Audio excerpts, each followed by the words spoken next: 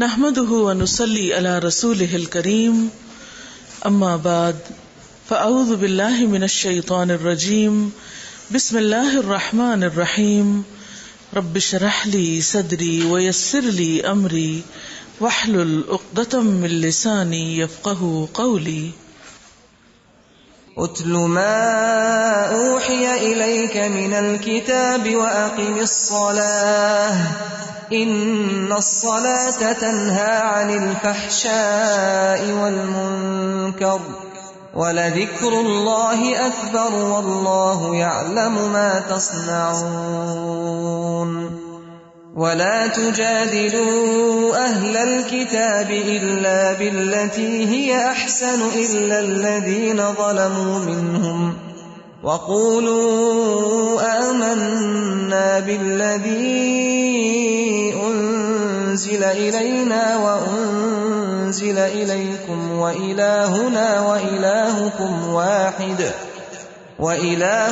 وإلهكم واحد ونحن له مسلمون وكذلك أنزلنا إليك الكتاب فالذين آتيناهم الكتاب يؤمنون به ومن هؤلاء من يؤمن به وما يجحد بآياتنا إلا الكافرون وما كنت تتلو من قبله من كتاب ولا تخطه بيمينك إذا لارتاب المبطلون بل هو آيات بينات في صدور الذين أوتوا العلم وما يجحد بآياتنا إلا الظالمون وقالوا لولا أنزل عليه آيات من ربه قل إنما الآيات عند الله وإنما أنا نذير مبين 21واں پارہ اتل ما اوحی الیک من الکتاب واقم الصلاة ان الصلاة تنہی عن الفحشاء والمنکر ولذکر اللہ اکبر واللہ یعلم ما تصنعون. شروع کرتی ہوں اللہ کے نام سے جو بے انتہا مہربان نہایت رحم فرمانے والا ہے. پڑھ سنائیے اس کتاب کو جو آپ کی طرف وحی کے ذریعے سے بھیجی گئی ہے اور نماز قائم کیجیے. یقیناً نماز فحش اور برے کاموں سے روکتی ہے اور اللہ کا ذکر اس سے بھی زیادہ بڑی چیز ہے. اللہ جانتا ہے جو کچھ تم کرتے ہو. یہاں نبی صلی اللہ علیہ وسلم کو دو باتوں کا حکم دیا جا رہا ہے. پہلی بات یہ کہ کتاب میں سے جو کچھ آپ کے پاس وحی کے ذریعے بھیجا جا رہا ہے اسے دوسروں کو پڑھ کر سنائیے. گویا فریضہ تبلیغ ادا کیجیے کتاب سنا کر. وَأَقِمِ الصَّلَاةَ دوسرا حکم نماز قائم کرنے کا ہے اور نماز قائم کرنے کا فائدہ بھی بتایا جا رہا ہے کہ ان الصلاۃ تنہی عن الفحشاء والمنکر کہ نماز فحش اور برے کاموں سے روکتی ہے، منع کرتی ہے. نبی صلی اللہ علیہ وسلم کا طریقہ یہ تھا کہ جب بھی آپ کو کوئی مشکل کام یا مشکل وقت پیش آتا فوراً نماز کی طرف لپکتے تھے اور نماز کے ذریعے اللہ تعالیٰ سے مدد طلب کرتے. نماز کا ایک بہت بڑا فائدہ جو بتایا گیا وہ یہ ہے کہ یہ برائی سے روکتی ہے، بے حیائی سے روکتی ہے. نماز کا ان دو چیزوں سے روکنے میں ایک بہت اہم کردار ہے. لیکن بعض اوقات ہم دیکھتے ہیں کہ لوگ نماز بھی پڑھتے ہیں اور اس کے ساتھ ساتھ برے کام بھی کرتے ہیں، اور عموماً پھر اس چیز کا تانا بھی دیا جاتا ہے، اور یہ بہت کامن تانا ہے کہ فلاں شخص نماز بھی پڑھتا ہے اور فلاں برے کام بھی کرتا ہے. جبکہ قرآن پاک میں آیا ہے کہ نماز برائیوں سے روکتی ہے، تو ایسا کیوں نہیں ہے؟ پہلی بات تو یہ کہ ہم نماز پڑھ لیتے ہیں لیکن قائم نہیں کرتے، یعنی اس کے ان آداب اور شروط کا لحاظ نہیں رکھتے کہ جو دراصل نماز کو نماز بناتے ہیں.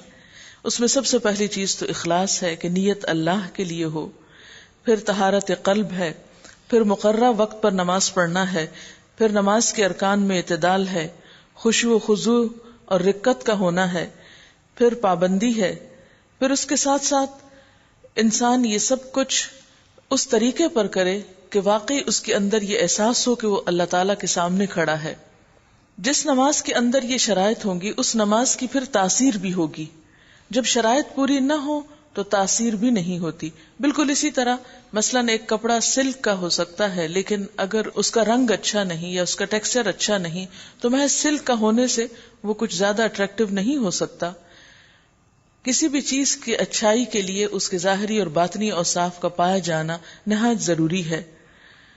مثلاً اگر آپ کو 2 ٹیبلٹس لینا ہے اور آپ ایک لے رہے ہیں تو ہو سکتا ہے کہ آپ پر وہ دوا اثر نہ کرے اور آپ یہ کہیں کہ اس دوا کے کھانے کا کوئی فائدہ نہیں کیونکہ اس سے صحت حاصل نہیں ہو رہی. بالکل اسی طرح بہت سے لوگ نماز پڑھتے ہیں لیکن نماز سے ان کو روحانی صحت نصیب نہیں ہوتی، وہ منکر سے بچ نہیں سکتے کیونکہ ان کی نمازیں ہی مؤثر نہیں. دوسری بات جو یہاں کہی گئی ہے وہ یہ ہے کہ نماز روکتی ہے. نماز تو روکتی ہے لیکن اگر رکنے والے نہ رکیں تو پھر اس میں نماز کا کیا قصور ہے؟ مثلاً آپ کسی کو ایک برے کام سے روکتے ہیں تو ضروری تو نہیں کہ آپ کے کہنے سے وہ رک جائے. اسی طرح نماز تو روک رہی ہے لیکن بہت سے لوگ ہیں جو اس کے کہنے میں یا اس کی نصیحت میں آتے نہیں ہیں، اس کی نصیحت کو مانتے نہیں ہیں یا اس سے وہ فائدہ اٹھاتے نہیں ہیں. بالکل اسی طرح جیسے اگر کچھ لوگوں کا اپنا سسٹم خراب ہو اندر کا تو اچھی غذا ان کو کچھ زیادہ فائدہ نہیں دیتی. اسی طرح اگر انسان کے اندر اخلاص کی کمی ہو یا کچھ اور ایسی خرابیاں اور برائیاں ہوں جو نماز کو اثر انداز نہ ہونے دے تو پھر اس میں نماز کا قصور نہیں ہے. اس پر ایک کیسٹ بھی ہے نماز کیا سکھاتی ہے کے نام سے. اگر ہم وہ سبق سیکھ لیں کہ نماز کیا سکھاتی ہے تو ہو سکتا ہے کہ ہماری نمازیں ہمارے لیے واقعی ایک حفاظت کا ذریعہ بن جائیں. اور کس چیز سے حفاظت؟ بے حیائی اور برائی سے. وَلَذِكْرُ اللَّهِ أَكْبَرُ، اور البتہ اللہ کا ذکر بہت بڑی چیز ہے. یعنی نماز بھی ذکر ہی کی ایک قسم ہے اور نماز کے علاوہ بھی ذکر کرنا نماز ہی کو مزید مؤثر بناتا ہے. اور بذات خود ذکر جو ہے وہ معمولی چیز نہیں. بہت سے لوگ ذکر کی اہمیت کو نہیں سمجھتے اور اپنے بہت سے اوقات گنوا دیتے ہیں. تو یہاں یہ احساس دلایا گیا ہے کہ اللہ کا ذکر بہت بڑی چیز ہے جو انسان کی بہت سی خرابیوں کی اصلاح میں معاون و مددگار ہوتا ہے. واللہ یعلم ما تصنعون، اور اللہ جانتا ہے جو کچھ تم کرتے ہو. یعنی نماز کی ادائیگی میں اور ذکر میں اور اس کے علاوہ دیگر کاموں میں تمہارے تمام کام اس کے سامنے ہیں. وَلَا تُجَادِلُوا أَهْلَ الْكِتَابِ إِلَّا بِالَّتِي هِيَ أَحْسَنُ، اور اہل کتاب سے بحث نہ کرو مگر عمدہ طریقے سے، سوائے ان لوگوں کے جو ان میں سے ظالم ہوں. اور ان سے کہو کہ ہم ایمان لائے ہیں اس چیز پر بھی جو ہماری طرف بھیجی گئی ہے اور اس چیز پر بھی جو تمہاری طرف بھیجی گئی تھی. ہمارا خدا اور تمہارا خدا ایک ہی ہے اور ہم اسی کے مسلم ہیں، یعنی فرما بردار ہیں. اس آیت سے یہ پتہ چلتا ہے کہ ایک داعی جو ہوتا ہے، دین کی دعوت دینے والا، اس کا کلام یا اس کی بات خیر خواہی پر مبنی ہوتی ہے، ناصحانہ ہوتی ہے، نہ کہ مناظرانہ. اس کا سٹائل دوسروں سے جھگڑنے اور بحث کرنے کا نہیں ہوتا بلکہ اس کے برعکس دوسروں کی خیر خواہی اور ہمدردی کا ہوتا ہے. وَكَذَلِكَ أَنزَلْنَا إِلَيْكَ الْكِتَابَ، ہم نے اسی طرح تمہاری طرف کتاب نازل کی ہے. اس لیے وہ لوگ جن کو ہم نے پہلے کتاب دی تھی وہ اس پر ایمان لاتے ہیں، اور ان لوگوں میں سے بھی بہت سے اس پر ایمان لا رہے ہیں، اور ہماری آیات کا انکار صرف کافر ہی کرتے ہیں. تم اس سے پہلے کوئی کتاب نہیں پڑھتے تھے اور نہ اپنے ہاتھ سے لکھتے تھے. یعنی نبی صلی اللہ علیہ وسلم نبوت سے قبل لکھنا پڑھنا نہ جانتے تھے، نہ آپ کتاب کوئی پڑھتے تھے نہ لکھتے تھے. اس سے کیا پتہ چلتا ہے کہ آپ لکھنا پڑھنا نہ جانتے تھے. اگر ایسا ہوتا تو باطل پرست لوگ شک میں پڑ سکتے تھے. کس بات کے شک میں؟ کہ آپ یہ سب کچھ اپنی طرف سے لکھ کر لا رہے ہیں. یا نبوت کا دعویٰ کرنے سے پہلے آپ بہت کچھ سیکھتے رہے ہیں، کتابوں میں پڑھتے رہے ہیں اور لکھتے رہے ہیں، عرصہ دراز تک آپ اس کی پریکٹس کرتے رہے ہیں. جبکہ حقیقت یہ تھی کہ آپ نے نہ کبھی لکھا نہ پڑھا، اور یکا یک آپ کی زبان سے اتنا حکیمانہ کلام جاری ہو گیا جو اس بات کا کھلا کھلا ثبوت ہے کہ یہ کتاب اللہ کی کتاب ہے، اللہ کا کلام ہے جو آپ کی طرف بھیجا گیا۔ دراصل یہ روشن نشانیاں ہیں ان لوگوں کے دلوں میں جنہیں علم بخشا گیا ہے اور ہماری آیات کا انکار نہیں کرتے مگر وہ جو ظالم ہیں۔ یہ لوگ کہتے ہیں کہ کیوں نہ اتاری گئیں اس شخص پر نشانیاں اس کے رب کی طرف سے۔ کہو نشانیاں تو اللہ کے پاس ہیں اور میں صرف خبردار کرنے والا ہوں کھول کھول کر، یعنی ایک پیغمبر کا کام اللہ تعالیٰ کا پیغام پہنچانا ہے، نہ کہ نشانیاں دکھاتے رہنا، کیونکہ وہ دنیا میں لوگوں کی تعلیم کے لیے آتا ہے، تربیت کے لیے آتا ہے، تزکیہ کے لیے آتا ہے، نہ کہ انہیں محض نشانیاں دکھانے کے لیے یا ان کے لیے کوئی انٹرٹین کا سامان فراہم کرنے کو۔ اور کیا ان لوگوں کے لیے یہ نشانی کافی نہیں کہ ہم نے تم پر کتاب نازل کی ہے جو انہیں پڑھ کر سنائی جاتی ہے؟ یعنی امی ہونے کے باوجود ایسی کتاب کا پیش کرنا سب سے بڑی نشانی ہے اگر وہ سوچیں تو، سمجھیں تو۔ در حقیقت اس میں رحمت ہے اور نصیحت ان لوگوں کے لیے جو ایمان لاتے ہیں۔ کہیے کہ میرے اور تمہارے درمیان اللہ گواہی کے لیے کافی ہے، وہ آسمانوں اور زمین میں سب کچھ جانتا ہے۔ جو لوگ باطل کو مانتے ہیں اور اللہ سے کفر کرتے ہیں وہی خسارے میں رہنے والے ہیں۔ یہ لوگ تم سے عذاب جلدی لانے کا مطالبہ کرتے ہیں، اگر ایک وقت مقرر نہ کر دیا گیا ہوتا تو ان پر عذاب آ چکا ہوتا، اور یقیناً وہ آ کر رہے گا اچانک، اس حال میں کہ انہیں خبر بھی نہ ہوگی۔ یہ تم سے عذاب جلدی لانے کا مطالبہ کرتے ہیں، حالانکہ جہنم ان کافروں کو گھیرے میں لے چکی ہے۔ اس روز جب کہ عذاب انہیں اوپر سے بھی ڈھانک لے گا اور پاؤں کے نیچے سے بھی، اور کہے گا کہ چکھو مزہ ان کرتوتوں کا جو تم کرتے تھے۔ یا عبادی الذین آمنوا ان ارضی واسعۃ فإیای فاعبدون، اے میرے بندو جو ایمان لائے ہو، میری زمین وسیع ہے پس تم میری ہی بندگی بجا لاؤ۔ یعنی اللہ کی عبادت کرنے میں اگر مشکل ہو رہی ہو کسی خاص علاقے میں تو اس علاقے کو چھوڑ دینا چاہیے، نہ کہ اللہ کی عبادت اور بندگی کو۔ ہر شخص کو موت کا مزہ چکھنا ہے، پھر تم سب ہماری طرف ہی پلٹا کر لائے جاؤ گے۔ جو لوگ ایمان لائے ہیں اور جنہوں نے نیک عمل کیے ہیں ان کو ہم جنت کی بلند و بالا عمارتوں میں رکھیں گے جن کے نیچے نہریں بہتی ہوں گی، وہاں وہ ہمیشہ رہیں گے۔ کیا ہی عمدہ اجر ہے عمل کرنے والوں کے لیے، ان لوگوں کے لیے جنہوں نے صبر کیا ہے اور جو اپنے رب پر بھروسہ کرتے ہیں۔ کتنے ہی جانور ہیں جو اپنا رزق اٹھائے نہیں پھرتے، اللہ ان کو رزق دیتا ہے اور تمہارا رازق بھی وہی ہے، وہ سب کچھ سنتا اور جانتا ہے۔ یعنی ہجرت کرنے کے راستے میں جو سب سے بڑی رکاوٹ بنتی ہے چیز وہ یہ کہ ہم کھائیں گے کہاں سے، ہم رہیں گے کہاں پر، ہم اپنی دنیا کی زندگی میں جو ہماری ضروریات ہیں وہ کیسے پوری ہوں گی۔ نیا ماحول، نیا علاقہ، نئی جگہ، معلوم نہیں وہاں سب کچھ کیا ہوگا۔ تو اس پر اللہ تعالیٰ تسلی دیتے ہیں کہ تم رزق کے خوف سے اللہ کی عبادت مت چھوڑو، اس لیے کہ بہت سے جانور ایسے ہیں کہ جو اپنا رزق اپنے ساتھ اٹھا کے نہیں لے جاتے، روز سویرے خالی پیٹ اٹھتے ہیں اور رات کو پیٹ بھر کے واپس اپنے گھونسلوں میں لوٹتے ہیں، اور ان کا حال یہ ہے کہ وہ اپنا رزق اٹھا نہیں سکتے، یعنی اپنے اوپر لاد نہیں سکتے، ذخیرہ نہیں کر سکتے، نہ ان کا کوئی ایسا گھر ہوتا ہے، نہ ایسے سٹورز ہوتے ہیں کہ جہاں جا کر وہ رکھ سکیں۔ کیا تم دیکھتے نہیں ہو کہ وہ سب زندہ ہیں اس زمین پر، کھا پی رہے ہیں؟ اگر وہ کھا پی رہے ہیں اور زندہ ہیں تو آخر تمہیں رزق کیوں نہ ملے گا؟ آپ دیکھیے چونٹیوں کو، پرندوں کو، مچھلیوں کو، درندوں کو، ان میں سے کون ہے جس نے اپنے کل کے لیے کچھ سمیٹ کر رکھا ہو؟ لیکن کل آتا ہے تو اللہ تعالیٰ ان کے لیے رزق کا دروازہ بھی کھولتا ہے، وہ کوشش کرتے ہیں، ڈھونڈتے ہیں اور پا لیتے ہیں۔ فرمایا اللہ یرزقها وإیاکم، اللہ رزق دیتا ہے ان کو بھی اور وہ رزق دے گا تم کو بھی، اور وہ سننے والا ہے، جاننے والا ہے۔ اگر تم ان لوگوں سے پوچھو کہ زمین اور آسمانوں کو کس نے پیدا کیا اور چاند اور سورج کو کس نے مسخر کر رکھا ہے تو ضرور کہیں گے کہ اللہ نے۔ پھر یہ کدھر سے دھوکہ کھا رہے ہیں؟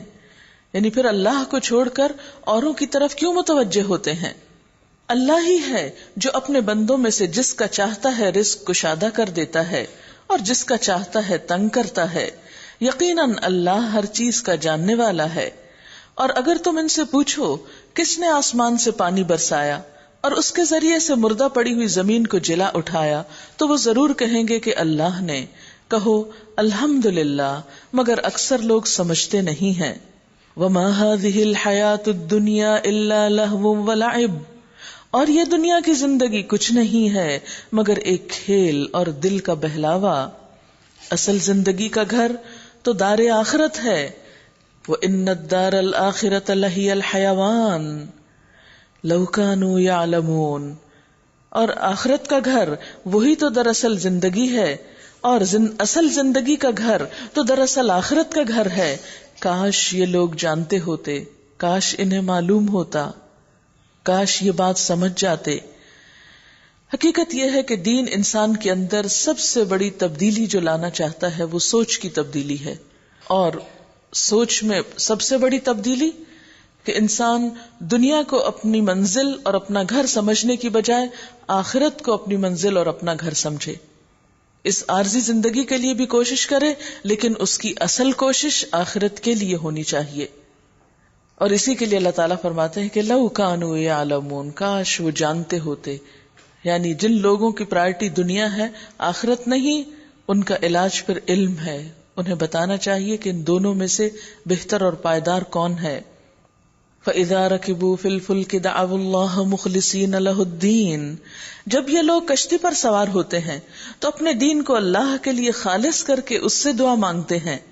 پھر جب وہ انہیں بچا کر خشکی پر لے آتا ہے تو یکا یک یہ شرک کرنے لگتے ہیں تاکہ اللہ کی دی ہوئی نجات پر اس کا کفران نعمت کریں اور دنیا کے مزے لوٹیں.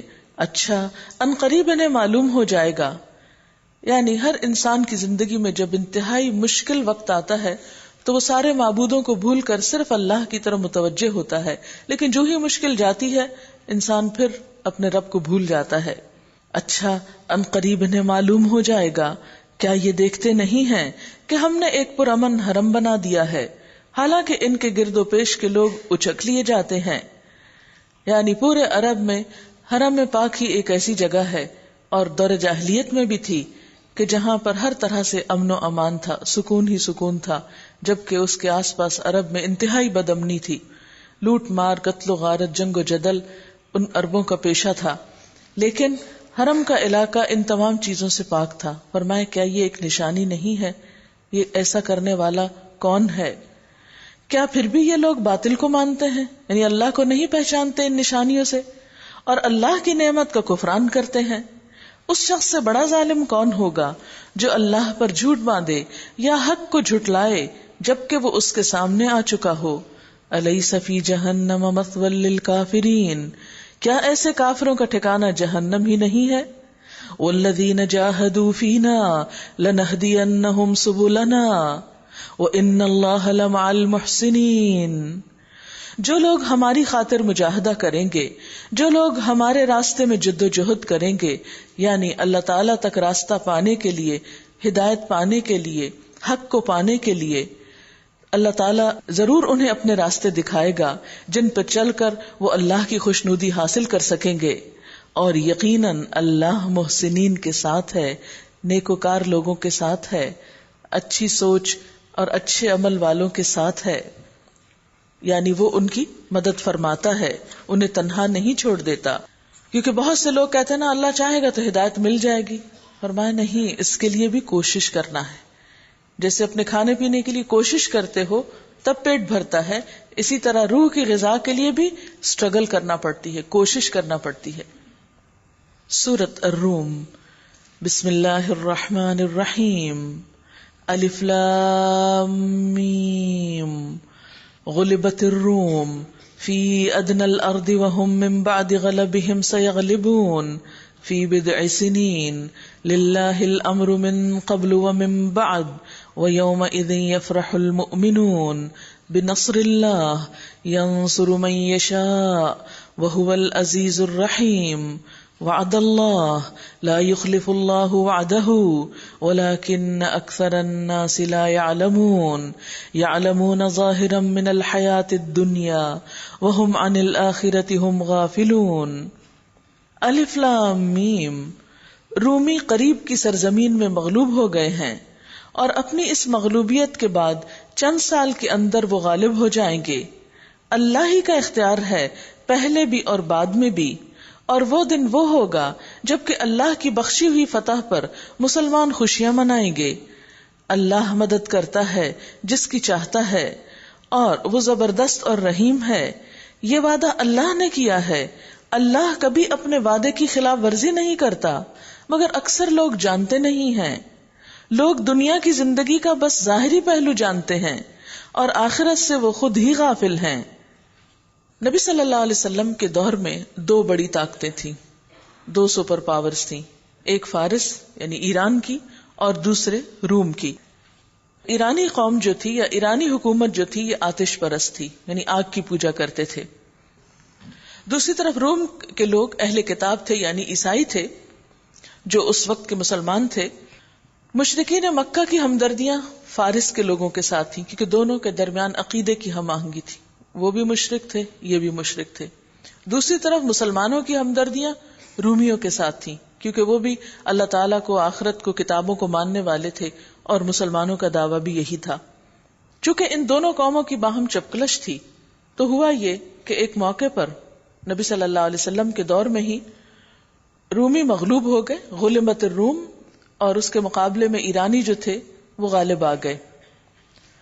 اس بات سے مسلمانوں کو بہت تکلیف پہنچی اور کفار نے اس کے طعنے بھی دیے، لیکن اللہ تعالیٰ نے اس وقت خوشخبری سنائی کہ یہ چند ہی سال کے بعد دوبارہ غالب آ جائیں گے. فی بضع سنین، پریشانی کی ضرورت نہیں. اور وہ حالات تھے کہ جب دور دور تک اس چیز کی امید نظر نہیں آتی تھی، لیکن قرآن نے ایک خوشخبری دی اور ساتھ ہی فرمایا فی بضع سنین، چند سالوں کے اندر. اب یہ چند سال کتنے تھے؟ بدء کا لفظ جو ہے یہ 3 سے 10 تک کے عدد کے لیے ہوتا ہے. قرآن میں جب یہ آیت اتری تو حضرت ابو بکر صدیق رضی اللہ تعالیٰ عنہ نے ابو جہل کے ساتھ شرط لگائی کہ رومی 5 سال کے اندر غالب آ جائیں گے. آپ صلی اللہ علیہ وسلم کو معلوم ہوا تو آپ نے فرمایا نہیں، کچھ سال اور بڑھاؤ کیونکہ بدء کا لفظ جو ہے یہ 10 تک کے لیے ہے. تو اس پر انہوں نے، حضرت ابو بکر صدیق رضی اللہ تعالیٰ عنہ نے اس مدت میں اضافہ کر لیا اور رومی 9 سال کی مدت میں دوبارہ غالب آ گئے. اور یہ ایک حیرت انگیز موقع تھا اور تاریخی طور پر یہ واقعہ ثابت ہے، اور اس سے بھی قرآن کی سچائی ثابت ہوتی ہے کیونکہ یہ ان حالات میں ہوا کہ جہاں اس چیز کا دور دور خیال بھی نہ جا سکتا تھا. فرمایا ہر چیز تو اللہ کے اختیار میں ہے. قل اللہم مالک الملک تؤتی الملک من تشاء وتنزع الملک ممن تشاء، کہہ دیجئے اے اللہ جو مالک ہے ملک کا، ساری بادشاہی کا، تو جسے چاہتا ہے بادشاہت دیتا ہے اور جس سے چاہتا ہے لے لیتا ہے. یہ تو سب کچھ تیرے ہاتھ میں ہے. اس لیے للہ الامر من قبل ومن بعد، حیرت کی بات نہیں، اصل حکم اور فیصلہ تو اللہ ہی کا ہوتا ہے. وَيَوْمَئِذٍ يَفْرَحُ الْمُؤْمِنِينَ، اور اس دن مومن خوش ہو جائیں گے، یعنی رومیوں کے غلبے پر ایمان والوں کو خوشی ہوگی. اور کہتے ہیں کہ یہ غلبہ اس وقت ہوا جب دوسری طرف مسلمانوں کو بدر کے میدان میں فتح نصیب ہوئی. تو گویا ایک خوشخبری کے ساتھ دوسری بھی جمع ہو گئی. اور یہ سب کچھ کیسے ہوا؟ بنصر اللہ، اللہ کی مدد سے. ینصر من یشاء، جس کی چاہتا ہے وہ مدد کرتا ہے.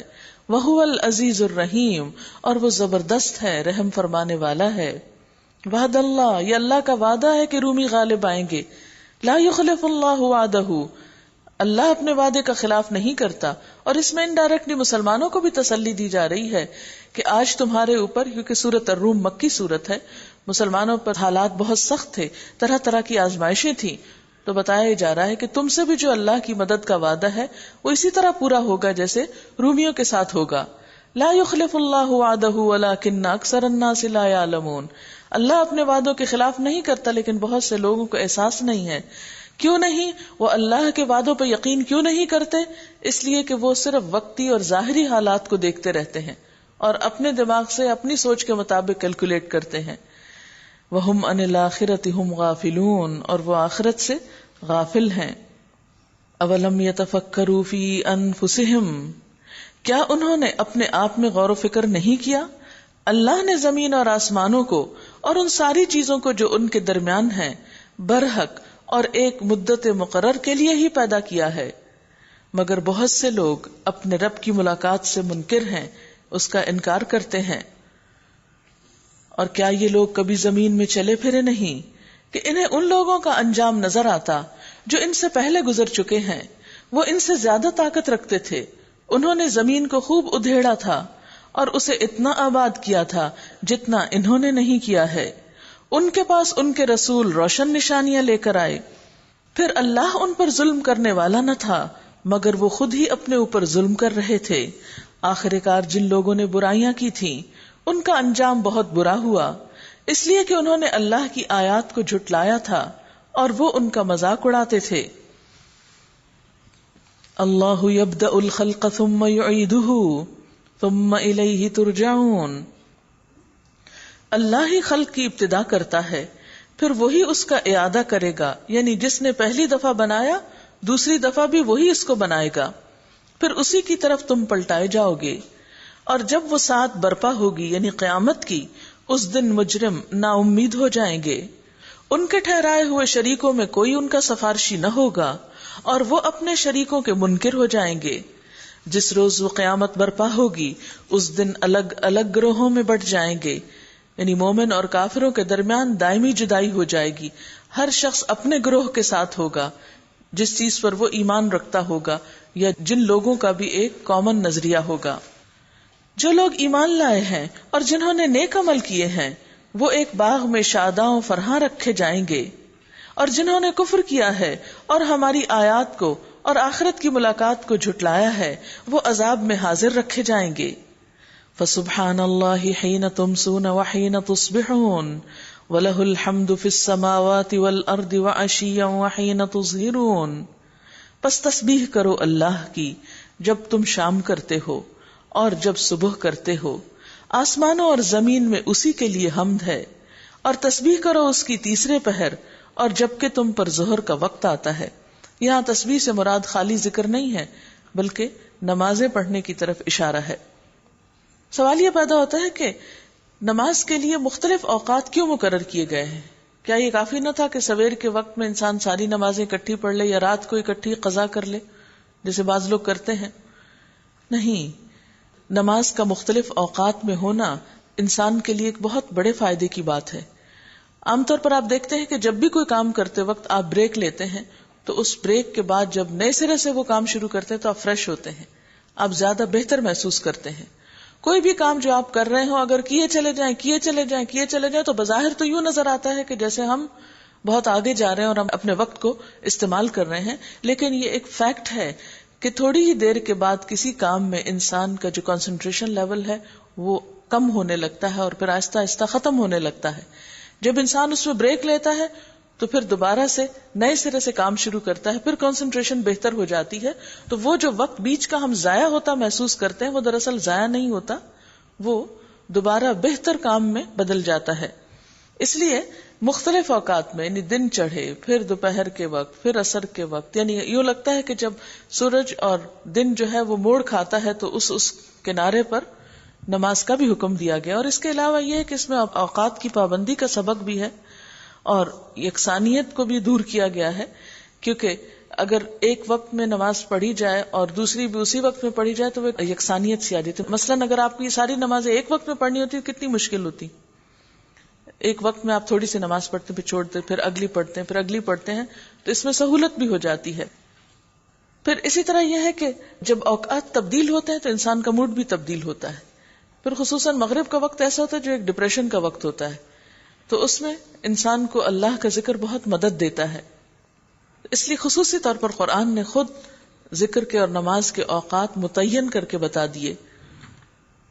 یخرج الحی من المیت ویخرج المیت من الحی ویحیی الارض بعد موتها وکذالک تخرجون، وہ زندہ میں سے مردے کو نکالتا ہے، مردے میں سے زندہ کو نکال لاتا ہے، اور زمین کو اس کی موت کے بعد زندگی بخشتا ہے، اسی طرح تم لوگ بھی موت سے نکال لیے جاؤ گے، کذالک تخرجون، اسی طرح تم بھی نکال لیے جاؤ گے۔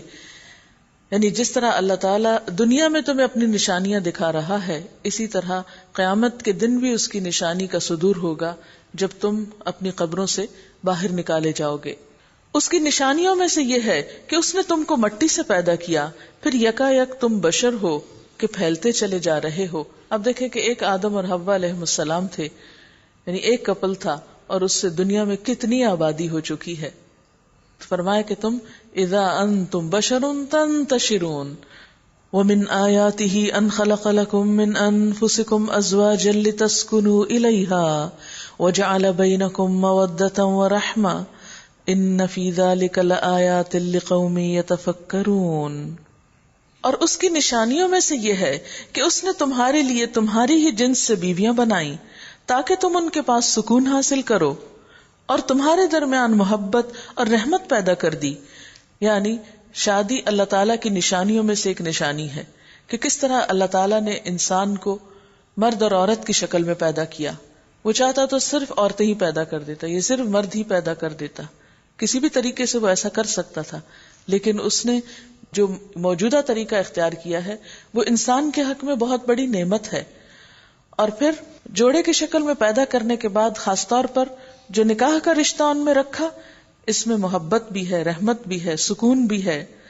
ان فی ذلک لآیات لقوم یتفکرون، اس میں نشانیاں ہیں ان لوگوں کے لیے جو غور و فکر کریں. یعنی دنیا میں اور چیزیں جیسے پیدا ہو رہی، مثلا آپ دیکھیں کہ ایک درخت کے ساتھ بہت سے پھل لگ جاتے ہیں. اللہ تعالیٰ چاہتا تو انسانوں کو بھی کسی ایسے طریقے سے پیدا کر دیتا، اور ایسا کرنا اس کے لیے کیا مشکل تھا. یہ کہیں سے بچے نکال لائے جاتے یا کہیں لٹک رہے ہوتے تو اتار لیے جاتے، کچھ بھی ہو سکتا تھا. لیکن انسانوں کی تخلیق کے لیے اس نے کتنا خوبصورت نظام رکھا کہ جس میں انسانوں کے درمیان ایک باہم تعلق بھی ہے، ایک محبت بھی ہے، ایک گھر بنتا ہے، سکون بھی ہے، خوشی بھی ہے، اور ساتھ بچوں کی نعمت سے انسان کی آنکھیں ٹھنڈی ہوتی ہیں. یہ اللہ تعالیٰ کا ایک بہت بڑا انعام ہے، اور یہی انسان کی فضیلت ہے باقی مخلوق پر. وَمِنْ آیَاتِهِ خَلْقُ السَّمَاوَاتِ وَالْأَرْضِ، اور اس کی نشانیوں میں سے آسمانوں اور زمین کی پیدائش ہے، اور تمہاری زبانوں اور تمہارے رنگوں کا اختلاف ہے. یعنی کس طرح انسان مجبور ہے اپنے بارے میں کہ اپنے رنگ کو نہیں بدل سکتا. مختلف قسم کی کریمیں لگا کر وقتی طور پر تو آپ تھوڑی بہت تبدیلی کر لیتے ہیں، لیکن حقیقت پھر بھی نہیں بدلتی. یہ دراصل اللہ تعالیٰ کی قدرت کی نشانی، یہ اس کی طاقت کو ظاہر کرتی کہ اس نے جیسا چاہا آپ کو بنا دیا. اور اس کے بعد یہ کہ زبانوں کا فرق حیرت انگیز چیز ہے کہ ایک زمین ہے، ایک طرح کی مٹی ہے، ایک طرح کا سورج نکلتا ہے سب پہ، پانی کا رنگ بھی ایک ہے، لیکن انسانوں کے رنگ فرق ہیں. کچھ بالکل سیاہ ہیں، کچھ بالکل سفید ہیں، کچھ درمیان کے ہیں، پھر شکلوں میں نقش و نگار میں فرق ہے. یہ سب کچھ کس نے کیا؟ یہ خود بخود نہیں ہوا، یہ اللہ تعالیٰ کا منصوبہ ہے کہ زمین پر اس نے ویرائٹی رکھ دی. اور اس ویرائٹی میں ایک حسن ہے، کیونکہ یکسانیت سے انسان تھک جاتا ہے. آپ دیکھیں کہ اللہ تعالیٰ کے لیے کیا مشکل تھا کہ سب کو ایک زبان سکھا دیتا. اسے سب چڑیا ایک ہی طرح بولتی ہیں، یعنی چڑیا کی جو نوع ہے یا قسم ہے، آپ کسی ملک میں چلے جائیں ایک ہی طرح بول رہی ہوگی، وہ اس کی بولیوں میں فرق نہیں ہے. اسی طرح آپ اور جانوروں کو دیکھ سکتے، مثلا کتا بھونکتا ہے تو کسی بھی زمین پر آپ دیکھیں وہ ویسے ہی کر رہا ہوتا ہے. لیکن انسان جب بولتا ہے تو مختلف علاقوں میں رہنے والے مختلف زبانیں بولتے ہیں، اور اس میں ایک عجیب لذت ہے، ایک خوبصورتی ہے، اور انسانوں کے درمیان کمیونیکیشن کے بے شمار ان گنت طریقے ہیں. حالانکہ سب کی زبان کی شیپ ایک ہی جیسی ہوتی ہے، آنکھیں اور کان، ناک، یہ سب چیزیں بھی ایک ہی جیسی ملی ہیں، شکل میں تھوڑا فرق ہے لیکن بیسک آرگنز تو ایک ہی جیسے ہیں. اور پھر یہ بھی حیرت کی بات ہے نا کہ بظاہر کی سکن میں انسان کا رنگ فرق ہے، لیکن جب اندر سے کاٹو تو سب ایک ہی جیسے ہوتے ہیں، کالے ہوں یا گورے ہوں، اندر کے اعضاء کا رنگ فرق نہیں ہوتا. ان فی ذلک لآیات للعالمین، یقیناً اس میں بہت نشانیاں ہیں عالموں کے لیے، جاننے والوں کے لیے. یعنی ہم عوام جو ہیں وہ تو سرسری طور پر کچھ نشانیاں دیکھتے ہیں، لیکن جو جاننے والے ہیں، ان شعبوں میں غور و فکر اور تحقیق کرنے والے ہیں، ان کے لیے بہت حیرت انگیز چیزیں اس کے اندر سبق کی اور عبرت کی پوشیدہ ہیں. وَمِنْ آيَاتِهِ مَنَامُكُمْ بِاللَّيْلِ وَالنَّهَارِ وَابْتِغَاؤُكُمْ مِنْ فَضْلِهِ، اور اس کی نشانیوں میں سے تمہارا رات اور دن کو سونا اور تمہارا اس کے فضل کو تلاش کرنا ہے. یقیناً اس میں بہت سی نشانیاں ہیں ان لوگوں کے لیے جو غور سے سنتے ہیں. لقوم یسمعون. اب یہاں نیند کی طرف توجہ کرنے کے لیے کہا گیا، اور رات کو سونا اور دن کو سونا. اس سے پتہ چلتا ہے کہ دن کو سونا مطلقاً منع نہیں ہے، دن کو سویا جا سکتا ہے، لیکن نبی صلی اللہ علیہ وسلم کی سنت کیا تھی؟ قیلولہ کی. آپ چاشت کے وقت سونے کو ناپسند کیا کرتے تھے. اور حضرت عبداللہ بن عباس سے روایت ہے کہ وہ اپنے بیٹے کو اس سے بچنے کی تاکید کرتے تھے. وہ کہا کرتے تھے دوپہر کے سوا دن کے کسی حصے میں نہ سو. نبی صلی اللہ علیہ وسلم کبھی کبھی دن کو استراحت کرتے، جس کے لیے قیلولہ کا لفظ آتا ہے. قیلولہ دوپہر کا کھانا کھا کے سونے کو نہیں کہتے، محض استراحت کو کہتے ہیں، یعنی آرام کرنے کو کہتے ہیں. اور آپ نے کھانا کھاتے ہی سونے سے منع فرمایا ہے کہ یہ دل میں سختی پیدا کرتا ہے. یہ حقیقت ہے کہ فزیکلی بھی انسان جو ہے اگر کھانا کھا کے فوراً سوئے تو اس کی شریانیں جو ہے وہ سخت ہوتی ہیں، اور روحانی طور پر بھی انسان کے لیے یہ سختی کا باعث ہے. اور جب دل سخت ہو جائے، بے حسی انسان پہ طاری ہو جائے، تو پھر انسان کسی کام کا نہیں رہتا. فرمایا کہ یہ اللہ کی نشانی میں سے ہے. ایک مشین چلتے چلتے تھک جاتی ہے، اس کو بھی ریسٹ دینا پڑتا ہے. تو انسان کے لیے بھی اللہ تعالیٰ نے اتنا خوبصورت نظام رکھا کہ جب وہ تھک جائے تو آرام کر کے اپنی انرجیز کو دوبارہ بحال کرے اور پھر نئے سرے سے کام میں لگ جائے، دوبارہ کام کے لیے تیار ہو جائے، اور پھر اس کا رزق تلاش کرے. وابتغاؤکم من فضلہ، اور تمہارا اس کے فضل کو تلاش کرنا، یعنی رزق کی تلاش میں دوڑ دھوپ کرنا. اور اس کے لیے عموماً انسان رات کو سوتا ہے اور دن کو کام کرتا ہے. اور پھر فرمایا کہ اس میں ان لوگوں کے لیے نشانیاں جو سنتے ہیں. تو گویا بہت سی باتیں صرف پڑھ کے سمجھ میں نہیں آتی، بہت سا غور و فکر ڈسکشن سے آتا ہے، سن کر ایک دوسرے کی بات، پھر اس میں مزید غور و فکر کر کے. اور اس کے نشانیوں میں سے یہ ہے کہ وہ تمہیں بجلی کی چمک دکھاتا ہے، خوف کے ساتھ بھی اور طمع کے ساتھ بھی، اور آسمان سے پانی برساتا ہے، پھر اس کے ذریعے سے زمین کو اس کی موت کے بعد زندگی بخشتا ہے. یقیناً اس میں بہت سی نشانیاں ہیں ان لوگوں کے لیے جو عقل سے کام لیتے ہیں. اب یہ آپ دیکھیے کہ سننے کی بات ہے، عقل استعمال کرنے کی بات ہے، علم حاصل کرنے کی بات ہے، پھر اس کے بعد غور و فکر کی بات ہے. تو ہمارا دین ہمیں کس قدر ایک فعال انسان بناتا ہے کہ جو نعمتیں تمہیں دی ہیں ان کو استعمال کرو. اور اس کی نشانیوں میں سے یہ ہے کہ آسمان اور زمین اس کے حکم سے قائم ہیں. پھر جو ہی کہ اس نے تمہیں زمین سے پکارا، بس ایک ہی پکار میں اچانک تم نکل آؤ گے. آسمانوں اور زمین میں جو بھی ہیں اس کے بندے ہیں، سب کے سب اسی کے تابع فرمان ہیں.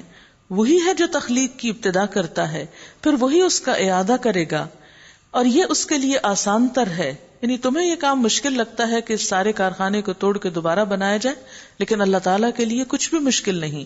جس نے پہلی دفعہ پیدا کر لیا وہ دوبارہ آخر کیوں نہیں کر سکتا. آسمانوں اور زمین میں اس کی صفت سب سے برتر ہے، اور وہ زبردست اور حکیم ہے. وہ تمہیں خود تمہاری اپنی ہی ذات سے ایک مثال دیتا ہے.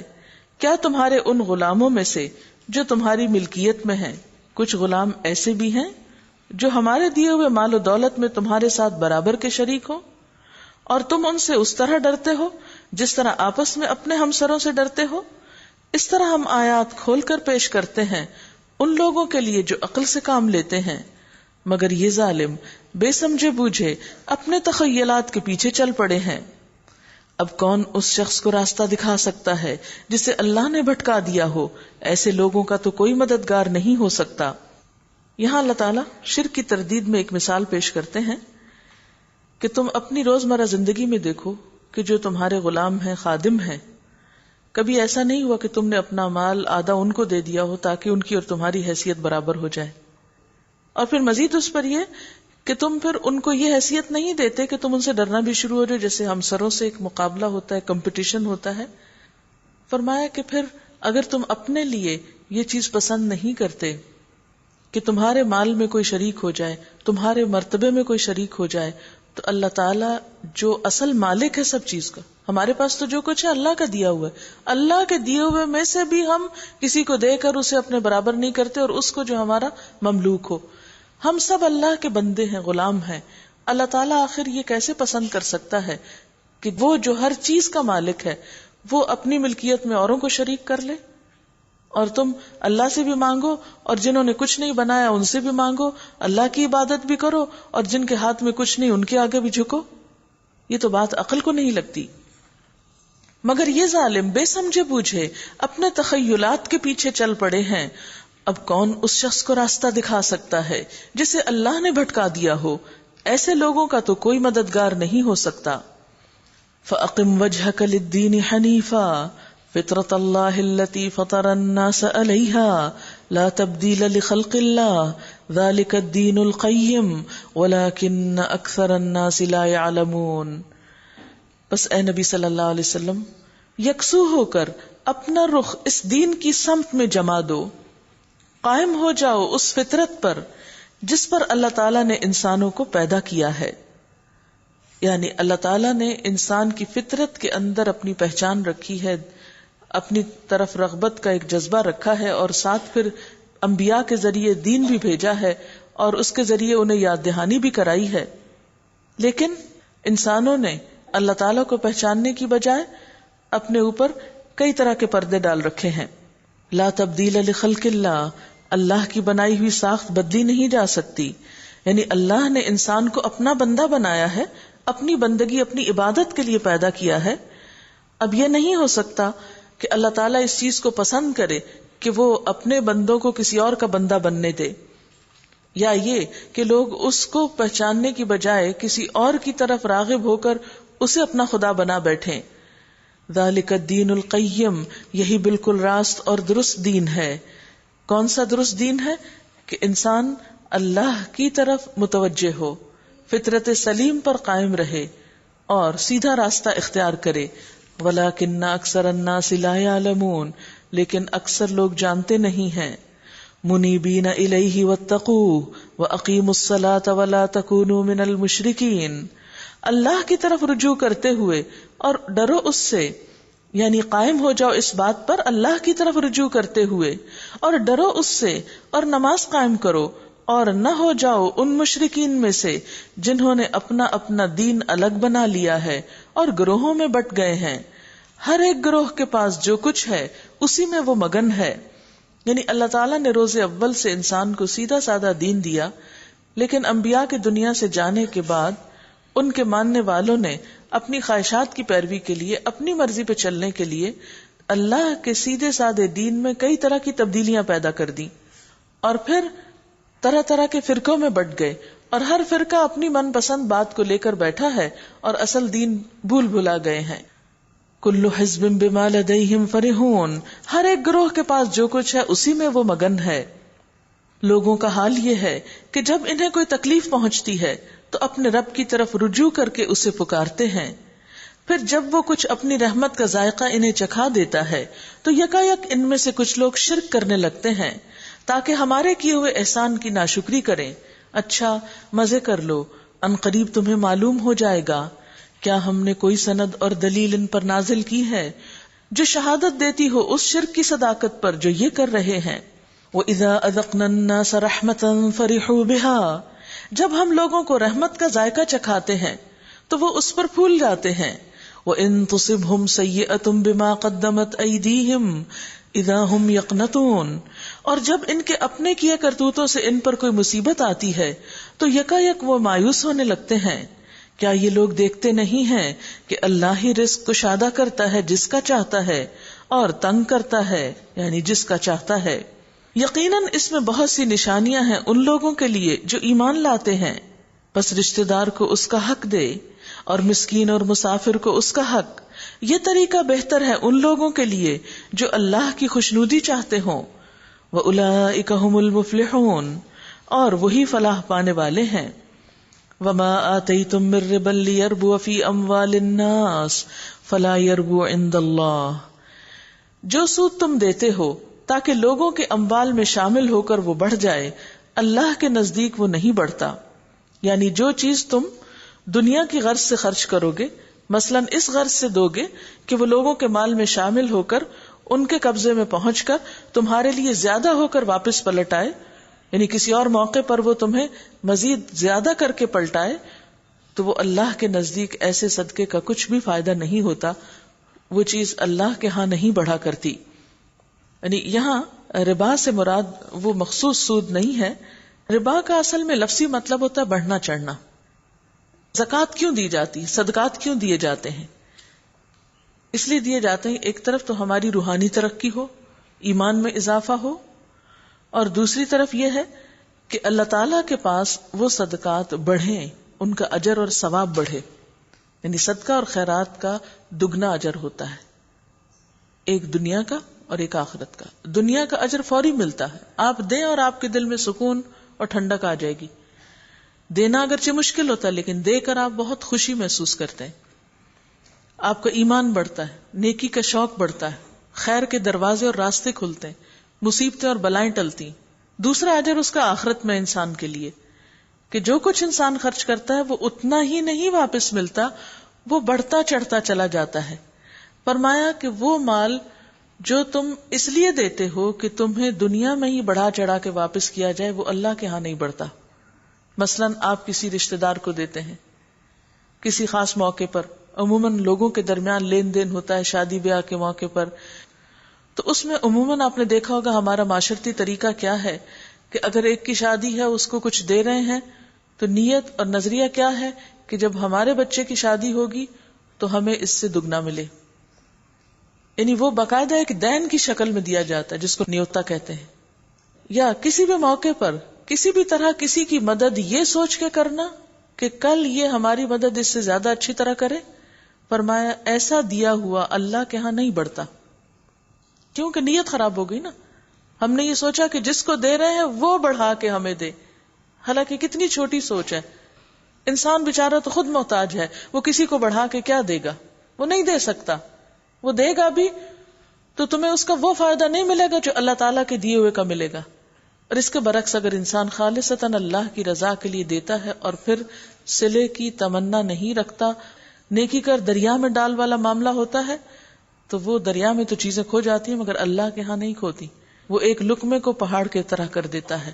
اور دوسری طرف انسانوں کے پاس جو جاتا ہے بعض اوقات انسان لے کے بھول جاتے ہیں، یعنی آپ کسی پہ توقع رکھے ہوئے کہ وہ آپ کو بہت دے گا اور اس کو یاد ہی نہیں کہ آپ کو دینا ہے، ایسے میں انسان کو مایوسی بھی ہوتی ہے۔ اور یہ بھی ہو سکتا ہے کہ جس کو تم دے رہے ہو آج اس کے حالات اچھے ہیں اور تم اس سے توقع رکھتے ہو کل جب تمہاری ضرورت ہوگی تو اس کے پاس کچھ بھی نہ بچے۔ بعض اوقات ایسا ہوتا ہے نا کہ آپ کسی کو دے رہے ہیں اس توقع سے کہ وہ بہت دے سکتا ہے آپ کو بھی، اور ہو سکتا ہے جب آپ کو لینے کی باری ہو تو اس کے پاس کچھ بھی نہ ہو، پھر آپ کیا کریں گے؟ کیونکہ انسان تو خود سب محتاج ہے۔ اس لیے اللہ تعالیٰ نے انسان کو انسانوں کی غلامی سے نکالا ہے۔ انسانوں پہ توقع رکھ کے مت کام کرو، اللہ کے بھروسے پہ کرو، اللہ کی خاطر کرو، اس کو دو، بندوں کو نہیں۔ تو جو تم بندوں کو دو گے فلا یربو عند اللہ، وہ اللہ کے ہاں نہیں بڑھے گا۔ وما آتیتم من زکاة تریدون وجہ اللہ فاولئک هم المضعفون، اور جو زکوٰۃ تم اللہ کی خوشنودی حاصل کرنے کے ارادے سے دیتے ہو، یعنی حالانکہ زکوٰۃ ایک فرض عبادت ہے لیکن اس میں بھی اللہ کی خوشنودی ہونی چاہیے، تو اسی کے دینے والے در حقیقت اپنے مال بڑھاتے ہیں، ایسے لوگوں کے مال میں اضافہ ہو جاتا ہے۔ اور کتنا اضافہ ہوتا ہے؟ کتنے پرسنٹ؟ یعنی پروفٹ کی یہاں کوئی محدود پرسنٹیج نہیں۔ دنیا میں آپ کسی بینک میں رکھتے ہیں تو زیادہ سے زیادہ کتنا مل جاتا ہے؟ 10%، 15% ویری کرتا ہے، لیکن اللہ کے ہاں 10-15 نہیں، وہاں تو جتنا جس کا اخلاص ہوگا، جتنا جس کا طریقہ اچھا ہوگا اتنا ہی زیادہ، اور جتنی جس چیز کی کوالٹی اچھی ہوگی اتنی ہی زیادہ اللہ کے ہاں بہترین جزا پائے گا۔ اللہ الذی خلقکم ثم رزقکم ثم یمیتکم ثم یحییکم، اللہ ہی ہے جس نے تم کو پیدا کیا، پھر تمہیں رزق دیا، پھر وہ تمہیں موت دیتا ہے، پھر وہ تمہیں زندہ کرے گا۔ کیا تمہارے ٹھہرائے ہوئے شریکوں میں کوئی ایسا ہے جو ان میں سے کوئی کام بھی کرتا ہو؟ یعنی بتاؤ تو کوئی انسان یا پتھر کا بت یا کوئی بھی اور مخلوق تمہیں رزق دیتی ہو، تمہاری موت اور زندگی کی مالک ہو؟ نہیں، پاک ہے وہ اور بہت بالا و برتر اس شرک سے جو یہ لوگ کرتے ہیں۔ خشکی اور تری میں فساد برپا ہو گیا ہے لوگوں کے اپنے ہاتھوں کی کمائی سے، تاکہ مزہ چکھائے ان کو ان کے بعض اعمال کا، یعنی اپنے ہی کیے کا۔ اللہ نے تو یہ زمین بہت صاف پیدا کی تھی، ہر چیز بہت اچھی حالت میں تھی، لیکن انسانوں نے اس پر ایسی ایسی زیادتیاں کی ہیں کہ جس کی وجہ سے ہر جگہ فساد ہی فساد ہے، بگاڑ ہی بگاڑ ہے، اور دن بدن یوں لگتا ہے کہ جلد ہی وہ وقت آنے والا ہے جب زمین رہنے کے قابل نہ رہے گی۔ اور پھر انسان جو بھی فساد پھیلا رہا ہے، جو بھی پولوشن یا جو بھی انوائرمنٹ کو نقصان دینے کے لیے فزیکلی بھی جو چیزیں انسان فساد کی شکل میں کر رہا ہے، اس کا نقصان خود انسان پر ہی پلٹ رہا ہے. مثلا گاڑیوں کا دھواں، جب آپ اس کے بارے میں غفلت اختیار کرتے ہیں تو وہ دھواں فضا میں شامل ہو کر کس کے سانس کا حصہ بنتا ہے؟ آپ ہی کے. اسی طرح سمندر کے اندر کی پولوشن کس کو نقصان دیتی ہے؟ انسان ہی کو دیتی ہے، کیونکہ سمندر میں بھی اللہ نے انسان ہی کے لیے غذا رکھی ہے، انسان کے فائدے کی بے شمار چیزیں ہیں. لیکن جب انسان کے اندر سے خدا کا خوف ختم ہو جاتا ہے، انسانیت کی ہمدردی نہیں رہتی، تو پھر وہ بھلائی اور اصلاح کی بجائے بگاڑ کے کام کرتا ہے. فرمایا کہ یہ سب چیزیں خود انہی کے لیے نقصان دہ ہوں گی، اور اللہ تعالیٰ ایسا کیوں کرتا ہے کہ لوگوں کی خرابی کا نقصان لوگوں ہی پہ ڈالتا ہے؟ لعلہم یرجعون، شاید کہ وہ پلٹ آئیں، اپنی اصلاح کر لیں. ان سے کہیے کہ زمین میں چل پھر کر دیکھو پہلے گزرے ہوئے لوگوں کا کیا انجام ہو چکا ہے، ان میں سے اکثر مشرک ہی تھے. یعنی دنیا بھر میں کہیں بھی آپ جائیں، کوئی بھی زمین کا حصہ کھود کے دیکھیں، جتنی بھی پیرش نیشنز ہیں، یہ تمام کے تمام ان کا ایک ہی جرم ہے، اور وہ شرک ہے. دنیا کے کسی میوزیم میں چلے جائیں، آثار قدیمہ نام کی کوئی چیز دیکھ لیں، ہر جگہ آپ کو شرک کے نشان اور آثار نظر آئیں گے، ہر جگہ آپ کو بت پڑے نظر آئیں گے. فرمایا قل سیروا فی الارض، ذرا زمین میں چلو پھرو، فانظروا کیف کان عاقبۃ الذین من قبل، دیکھو پچھلے لوگوں کا کیا انجام ہوا. اب ہمیں سے ہر ایک کے بس میں نہیں ہوتا کہ زمین پہ ساری پہ گھوم کے دیکھے، تو دیکھنے کے لیے کوئی اور طریقہ بھی اختیار کیا جا سکتا ہے. اور دیکھو اور سبق سیکھو، کیا کہ کیف کان عاقبۃ الذین من قبل، تم سے پہلے جو بڑی بڑی قومیں گزری ہیں، بلند و بالا عمارتیں بنانے والی اور زبردست قوت رکھنے والی، ان کے ساتھ کیا گزری، ان کا کیا ہوا، ان کا کیا انجام ہوا. اور ان کا یہ سب برا انجام اس لیے ہوا کہ کان اکثرہم مشرکین، کہ ان کی اکثریت مشرک تھی. اور شرک ایک ایسی چیز ہے جو سب سے زیادہ گناہوں میں اللہ کے غضب کو بھڑکانے والی ہے. پس اپنا رخ مضبوطی کے ساتھ جما دو اس دین راست کی سمت میں، قبل اس کے کہ وہ دن آئے جس کے ٹل جانے کی کوئی صورت اللہ کی طرف سے نہیں ہے. یعنی اگر قیامت آ گئی تو پھر واپس نہیں پلٹے گی. اس دن لوگ پھٹ کر ایک دوسرے سے الگ ہو جائیں گے. جس نے کفر کیا ہے اس کے کفر کا وبال اسی پر ہے، اور جن لوگوں نے نیک عمل کیا ہے وہ اپنے لیے ہی فلاح کا راستہ صاف کر رہے ہیں، تاکہ اللہ ایمان لانے والوں اور عمل صالح کرنے والوں کو اپنے فضل سے جزا دے. یقیناً وہ کافروں کو پسند نہیں کرتا. وَمِنْ آيَاتِهِ أَن يُرْسِلَ الرِّيَاحَ مُبَشِّرَاتٍ وَلِيُذِيقَكُم مِّن رَّحْمَتِهِ وَلِتَجْرِيَ الْفُلْكُ بِأَمْرِهِ وَلِتَبْتَغُوا مِن فَضْلِهِ وَلَعَلَّكُمْ تَشْكُرُونَ. اس کی نشانیوں میں سے یہ ہے کہ وہ ہوائیں بھیجتا ہے خوشخبری دینے کے لیے، تمہیں اپنی رحمت سے بہرہ مند کرنے کے لیے، اور اس غرض کے لیے کہ کشتیاں اس کے حکم سے چلیں، اور تم اس کا فضل تلاش کرو اور اس کے شکر گزار بنو. اس آیت میں ہواؤں کے کئی فائدے بتائے گئے ہیں. حقیقت میں انسان نے کبھی ہوا دیکھی نہیں، صرف محسوس ہی کرتا ہے. اس سے پتہ چلتا ہے کہ کس طرح غیر محسوس طریقے سے انسین چیزیں بھی آپ کی خدمت میں لگی ہوئی ہیں. اللہ تعالیٰ نے یہ ساری نعمتیں کس لیے دی ہیں؟ وَلَعَلَّكُمْ تَشْكُرُونَ، تاکہ تم شکر گزار بن جاؤ. اسے تمہارا شکر گزار دل چاہیے. اور ہم نے تم سے پہلے رسولوں کو ان کی قوم کی طرف بھیجا، اور وہ ان کے پاس روشن نشانیاں لے کر آئے. پھر جنہوں نے جرم کیا ان سے ہم نے انتقام لیا، اور ہم پر یہ حق تھا کہ ہم مومنوں کی مدد کریں. اللہ ہی ہے جو ہواؤں کو بھیجتا ہے اور وہ بادل اٹھاتی ہیں، پھر وہ ان بادلوں کو آسمان میں پھیلاتا ہے، جس طرح چاہتا ہے انہیں ٹکڑیوں میں تقسیم کرتا ہے. یعنی بادلوں کے ڈیزائن ہم نہیں بناتے، ان کی ڈائریکشنز ہم نہیں متعین کرتے. کبھی چلتے بادل کو دیکھ کے سوچا تو کریں کہ یہ بادل ادھر ہی کیوں جا رہا ہے، ادھر کیوں نہیں جا رہا، دائیں کیوں نہیں جا رہا، بائیں کیوں جا رہا ہے؟ کس نے اس کو بتایا کہ ادھر جاؤ؟ بادل کی آنکھیں تو کوئی نہیں ہوتی، اس کا کوئی ڈرائیور تو بیچ میں نہیں بیٹھا ہوتا. آپ جب جہاز چلاتے ہیں تو آپ کو اتنے اہتمام کرنے پڑتے ہیں اور اڑتے وقت آپ کو سوچنا پڑتا اور منزل متعین کرنی پڑتی ہے کہ آپ کو کہاں جا کے اترنا ہے. تو کیا بادلوں کی منزل متعین کرنے والا کوئی بھی نہ ہو؟ تمہیں نظر تو نہیں آتا، لیکن کوئی تو ہے. خود سے خود تو یہ سب نہیں ہو رہا. پھر تو دیکھتا ہے کہ بارش کے قطرے بادل میں سے ٹپکے چلے آتے ہیں. یہ بارش جب وہ اپنے بندوں میں سے جن پہ چاہتا ہے برساتا ہے تو یکا یک وہ خوش و خرم ہو جاتے ہیں، حالانکہ اس کے نزول سے پہلے وہ مایوس ہو رہے تھے. دیکھو اللہ کی رحمت کے اثرات کہ مردہ پڑی ہوئی زمین کو وہ کس طرح جلا اٹھاتا ہے. یعنی زمین جس کے اندر کوئی لائف نہیں ہوتی، جو ہی پانی پڑتا ہے تو وہ ایک دم پھولنے لگتی ہے اور پھر اس کے اندر سے ہری بھری چیزیں نکلنے لگتی ہیں. یعنی ہم بعض اوقات کچھ بھی زمین پہ نہیں ڈالتے، محض ایک بارش ہونے کی دیر ہوتی کہ خود بخود بوٹیاں اگنے لگتی. وہ سب چیزیں پہلے ہی اندر کہیں بیج تھے، لیکن وہ اگے کیوں نہیں؟ اللہ نے پانی کو ذریعہ بنایا ان سب کے اگنے کا. یقیناً وہ مردوں کو زندگی بخشنے والا ہے. جس طرح بارش بھیج کے زمین کو زندہ کر سکتا ہے، اسی طرح وہ مردوں کو بھی دوبارہ زندہ کر سکتا ہے، اور وہ ہر چیز پر قادر ہے. اور اگر ہم ایک ایسی ہوا بھیج دیں جس کے اثر سے وہ اپنی کھیتی کو زرد پائیں تو وہ کفر کرتے رہ جاتے ہیں. یعنی ہواؤں کے ذریعے خوشخبریاں بھی ملتی ہیں، بارش بھی آتی ہے، بادل بھی اٹھتے ہیں، لیکن بعض ہوائیں تمہاری کھیتیاں بھی زرد کر دیتی ہیں. یعنی وہی ہوا خوشخبری کا ذریعہ بھی ہے اور عذاب کا ذریعہ بھی. لیکن ہوا کو کون حکم دیتا ہے کہ جاؤ خوشخبری لے کر یا جاؤ عذاب لے کر؟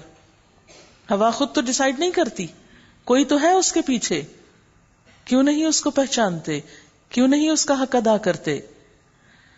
فَإِنَّكَ لَا تُسْمِعُ الْمَوْتَى وَلَا تُسْمِعُ الصُّمَّ الدُّعَاءَ إِذَا وَلَّوْا مُدْبِرِينَ.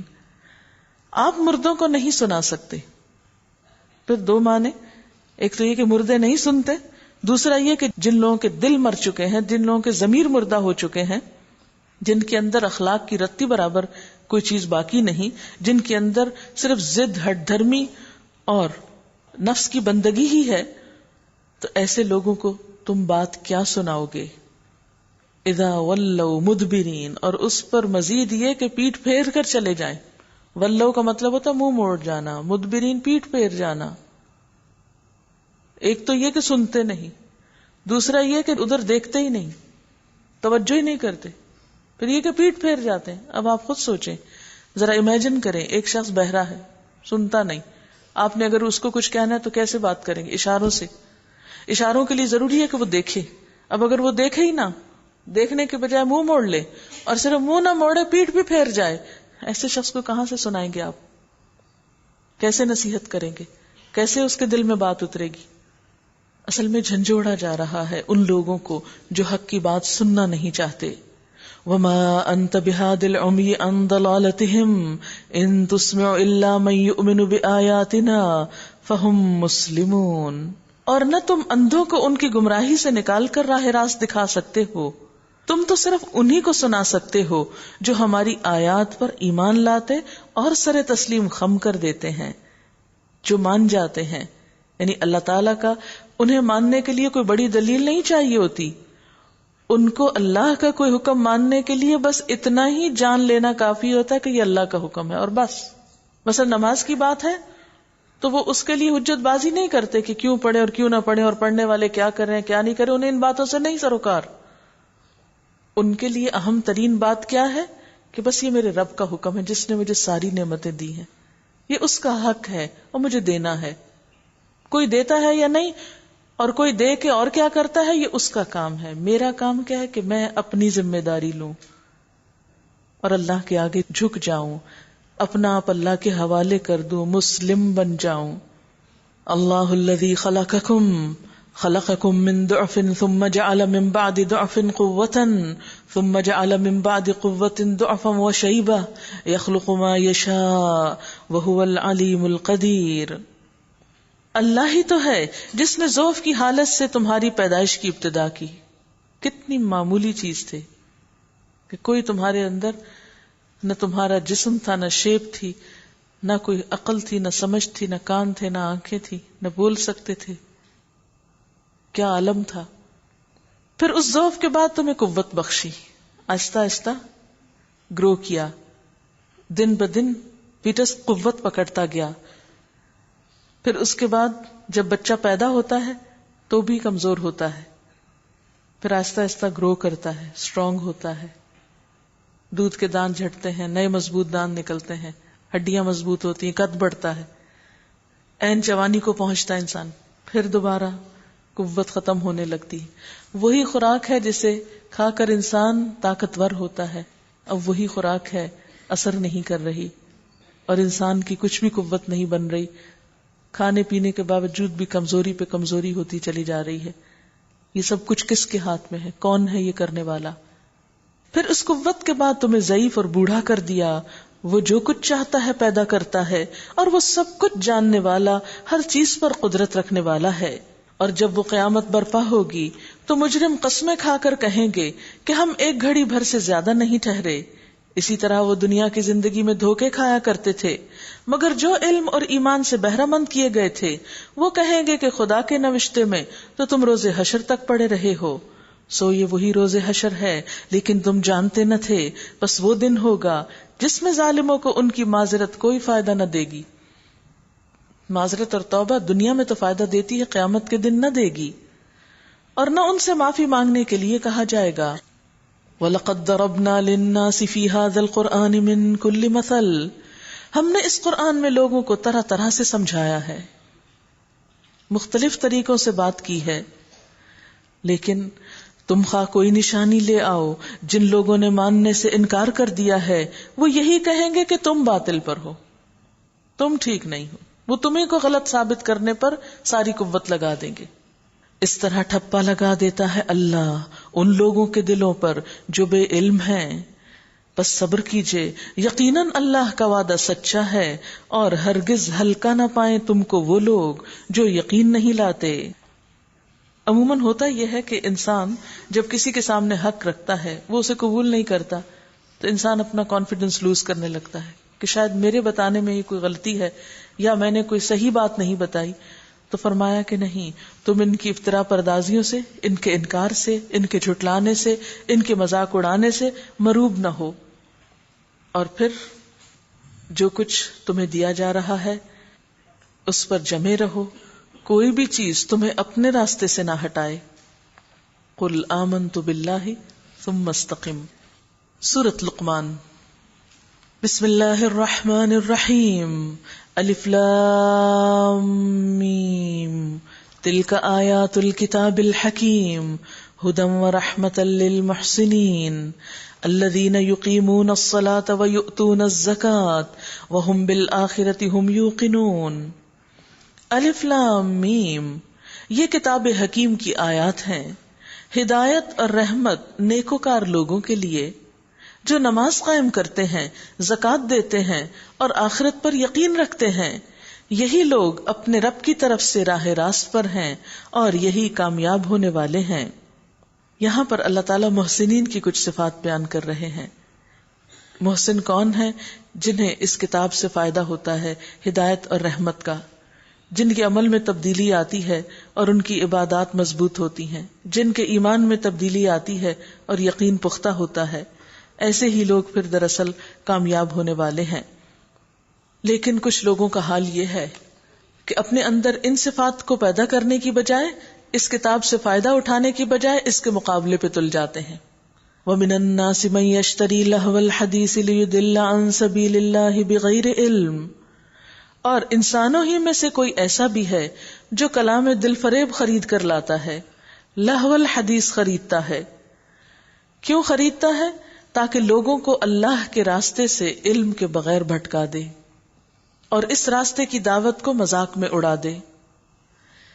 باتیں دو قسم کی ہوتی ہیں، ایک نصیحت کی بات ہوتی ہے اور ایک تفریح کی بات ہوتی.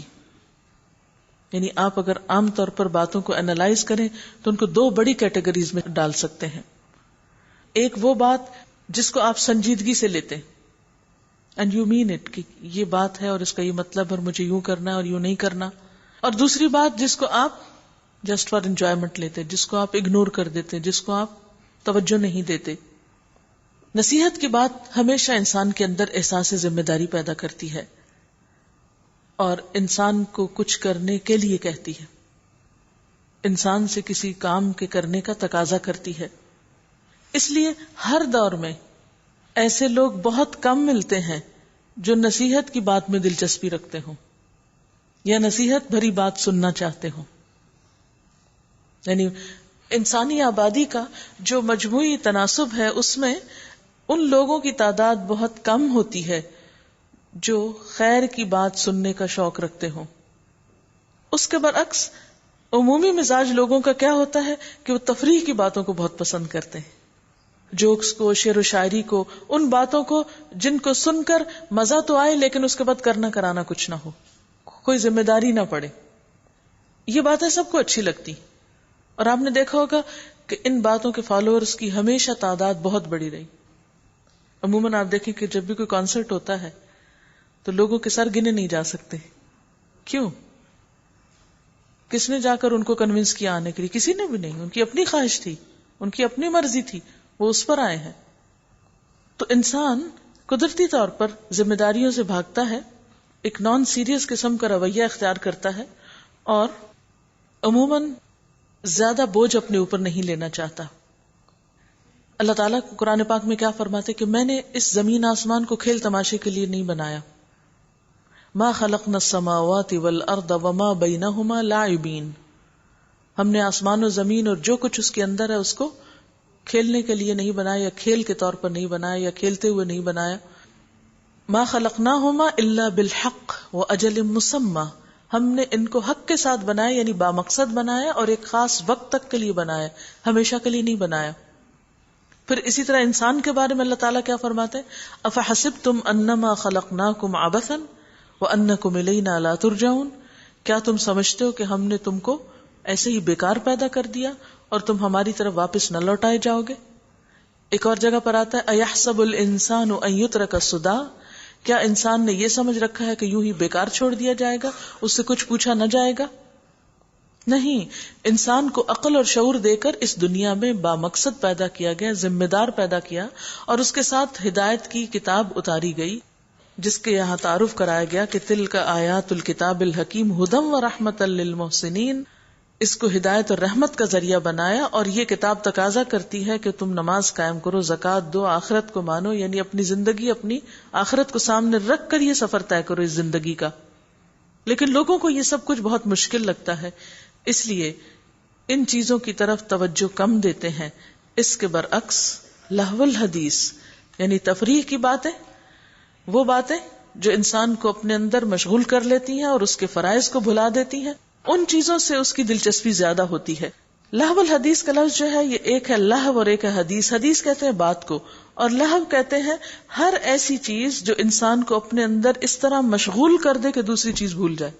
جیسے کئی لوگوں کو آپ نے دیکھا ہوگا کہ میچ کے بہت شوقین ہوتے ہیں، جب وہ میچ دیکھ رہے ہوتے ہیں انہیں بالکل بھول جاتا ہے کہ آس پاس کیا ہو رہا ہے، کون آیا، کون بیٹھا، کون کیا کر رہا ہے، باہر بیل بج رہی ہے یا ٹیلی فون کی گھنٹی ہو رہی ہے یا کوئی کچن میں چیز جل رہی ہے یا کوئی گرا ہے یا ٹوٹا ہے. نہیں، انہیں کوئی دلچسپی اس سے نہیں. تو اس قسم کا کسی بھی چیز میں انہماک جو ہے وہ عموماً تفریح اور کھیل کود کی چیزوں میں ہوتا ہے. باقی نصیحت کی بات اس میں کبھی ہم سنتے ہیں، کبھی ہم سو جاتے ہیں، کبھی ہم توجہ کرتے ہیں، کبھی بھول جاتے ہیں، کچھ سن لیتے ہیں، کچھ چھوڑ دیتے ہیں. تو فرمایا کچھ لوگوں کا حال یہ ہے کہ لہو الحدیث خرید لاتے ہیں، خرید کر لے آتے ہیں. نصیحت کے لیے پیسے نہیں لگانا چاہتے لیکن لہو الحدیث کے لیے بڑی بڑی رقمیں خرچ کرنے کو تیار ہے لیٹسٹ ٹیکنالوجی کے ساتھ. اور پھر صرف اتنا نہیں کہ خود کو مشغول کریں، اس میں ان کے مقاصد دوسروں کو بھی اللہ کے راستے سے بھٹکانا ہو جاتے ہیں. اور وجہ کیا ہوتی؟ بغیر علم. نہ خود ان کو علم ہے نہ لوگوں کو علم ہے. یعنی لوگوں کے پاس بھی حقیقت کا علم، مثلا قرآن کا علم، اللہ کی مرضی کی باتیں وہ کم ہی ہوتی. جب سچائی کا علم ہی نہیں، خیر کا پتہ ہی نہیں، تو ہر طرف عام شر جو ہے وہ ان کو بہت آسانی کے ساتھ بھٹکا کے لے جاتا ہے دور شیطان کے راستوں پر. اور یہاں ایک خاص شخص کی طرف اشارہ ہے جس نے قرآن کے مقابلے پر ایران سے قصے لا کر رستم اور اسفندیار وغیرہ کے ان کے مقابلوں کے اور کھیل کود کے وہ لا کر لوگوں میں بانٹے اور لوگوں کو سنانا شروع کیا اور قصہ گوئی کی مجلسیں برپا کی تاکہ لوگ محمد صلی اللہ علیہ وسلم کی باتیں سننا چھوڑ دیں. یعنی یہ طریقہ کوئی نیا جدید طریقہ نہیں ہے لوگوں کو دین سے دور کرنے کا، یہ ہمیشہ ہوتا آیا اور خود حضور صلی اللہ علیہ وسلم کے زمانے میں ہوا. کہتے ہیں کہ اس شخص کا نام نضر بن حارث تھا. اس نے قریش کے لوگوں سے کہا کہ جس طرح تم اس شخص کا مقابلہ کر رہے ہو اس سے نہیں کام چلے گا. یعنی حضور صلی اللہ علیہ وسلم کا مقابلہ تم کر رہے ہو، وہ تو انتہائی سچا انسان ہے، اپنے اخلاق میں سب سے بہتر، سب سے بڑھ کر امانت دار، سب سے بڑھ کر سچا. تم کہتے ہو وہ کاہن ساحر اور جادوگر ہے. ان باتوں کو کون یقین کرے گا؟ یعنی ایک شخص جس کا اخلاق اتنا بہترین ہو اس پر اس طرح کے جھوٹے الزامات، یہ تم ہی کو جھوٹا کر رہے ہیں. تمہیں نہیں معلوم کہ ساحروں کی جھاڑ پھونک کیسے ہوتی؟ تمہیں نہیں معلوم کاہن کیسی باتیں کرتے ہیں؟ کیا لوگ شعر و شاعری سے واقف نہیں ہیں؟ کیا لوگوں کو جنون کی کیفیت کا علم نہیں ہے؟ ان الزامات میں سے کون سا الزام ہے جو آپ صلی اللہ علیہ وسلم پہ سچا ہوتا ہو؟ تم لوگوں کو روک نہیں سکو گے، وہ اس کی بات سے متاثر ہو جائیں گے. ٹھہرو میں اس کا علاج کرتا ہوں. اس کے بعد وہ مکہ سے عراق گیا. شاہان عجم کے قصے، رستم اور اسفندیار کی کہانیاں، داستانیں لا کر اس نے قصہ گوئی کی محفلیں برپا کرنی شروع کر دی اور لوگوں کو اپنے آس پاس اکٹھا کیا تاکہ ان کے پاس وقت نہ رہے، انہیں بھول جائے کہ وہ جا کر قرآن بھی سنیں. اور قرآن کے بارے میں اور نبی صلی اللہ علیہ وسلم کی تعلیم کے بارے میں ان کا رویہ کیا ہے؟ وَيَتَّخِذَهَا هُزُوًا، ان کا وہ مذاق اڑاتے ہیں اور اس راستے کی دعوت کو مذاق میں اڑا دے. جس شخص نے جان بوجھ کر نیت کے اور ارادے کے ساتھ یہ چال چلی تھی، فرمایا اولئک لہم عذاب مہین، ایسے لوگوں کے لیے رسوا کن عذاب ہے. یعنی صرف عذاب نہیں بلکہ اس کے ساتھ ساتھ رسوا کن. ایسے لوگوں کا حال کیا ہے؟ اسے جب ہماری آیات سنائی جاتی ہیں واللہ مستکبرن، تو بڑے گھمنڈ کے ساتھ رخ پھیر لیتا ہے، منہ موڑ لیتا ہے. اللہ کا کلام پھر اس کو اچھا ہی نہیں لگتا. کأن لم یسمعها، گویا کہ اس نے ان کو سنا ہی نہ ہو. وہ اتنی بے رخی برتتا ہے، اتنی بے نیازی برتتا ہے، ایسی عدم دلچسپی کا اظہار کرتا ہے، ایسا ناک منہ چڑھاتا ہے گویا اس نے سنا ہی نہ ہو، اس کو ضرورت ہی نہ ہو. کأن فی اذنیہ وقرا، گویا اس کے دونوں کانوں میں بوجھ پڑا ہوا ہو کہ اس کے اندر ہی نہیں کوئی چیز جاری، اس نے گویا کچھ سنا ہی نہیں. فبشرہ بعذاب علیم، اس کو دردناک عذاب کی خوشخبری دے دو. اب آپ دیکھیں کہ اگرچہ آیت نازل ہوئی تھی مکی دور میں اور ایک خاص کانٹیکسٹ میں، لیکن کیا آج کے دور میں بھی یہ حالات نظر نہیں آتے؟ خصوصاً ہماری ینگر جنریشن کی دلچسپی کس چیز میں ہے؟ کتنے بچے ہیں آپ کے جو قرآن میں دلچسپی رکھتے ہوں اور کتنے ہیں جو لہو الحدیث کے پیچھے پڑے ہوئے ہوں؟ اور پھر وہ تو پڑے ہوئے ہیں، خود ہم ماں باپ بھی مددگار ہیں ان کے اس کام میں، کچھ ہم بھی ذمہ دار ہیں. یہی وجہ ہے کہ انہیں نصیحت کی بات اور بعض اوقات پڑھائی کی بات کوئی چیز ان پہ اثر نہیں کرتی. وہ دنیاوی اعتبار سے بھی اپنی تعلیم میں، اپنے علم میں پیچھے رہ جاتے ہیں کیونکہ یہی چیزیں ان کے دل، دماغ، سوچ، ہر چیز کو گھیرے میں لے لیتی ہیں، حاوی ہو جاتی ہیں ان پر. اب دیکھیے ایک طرف عذاب مہین کہا گیا، دوسری طرف عذاب علیم کہا گیا.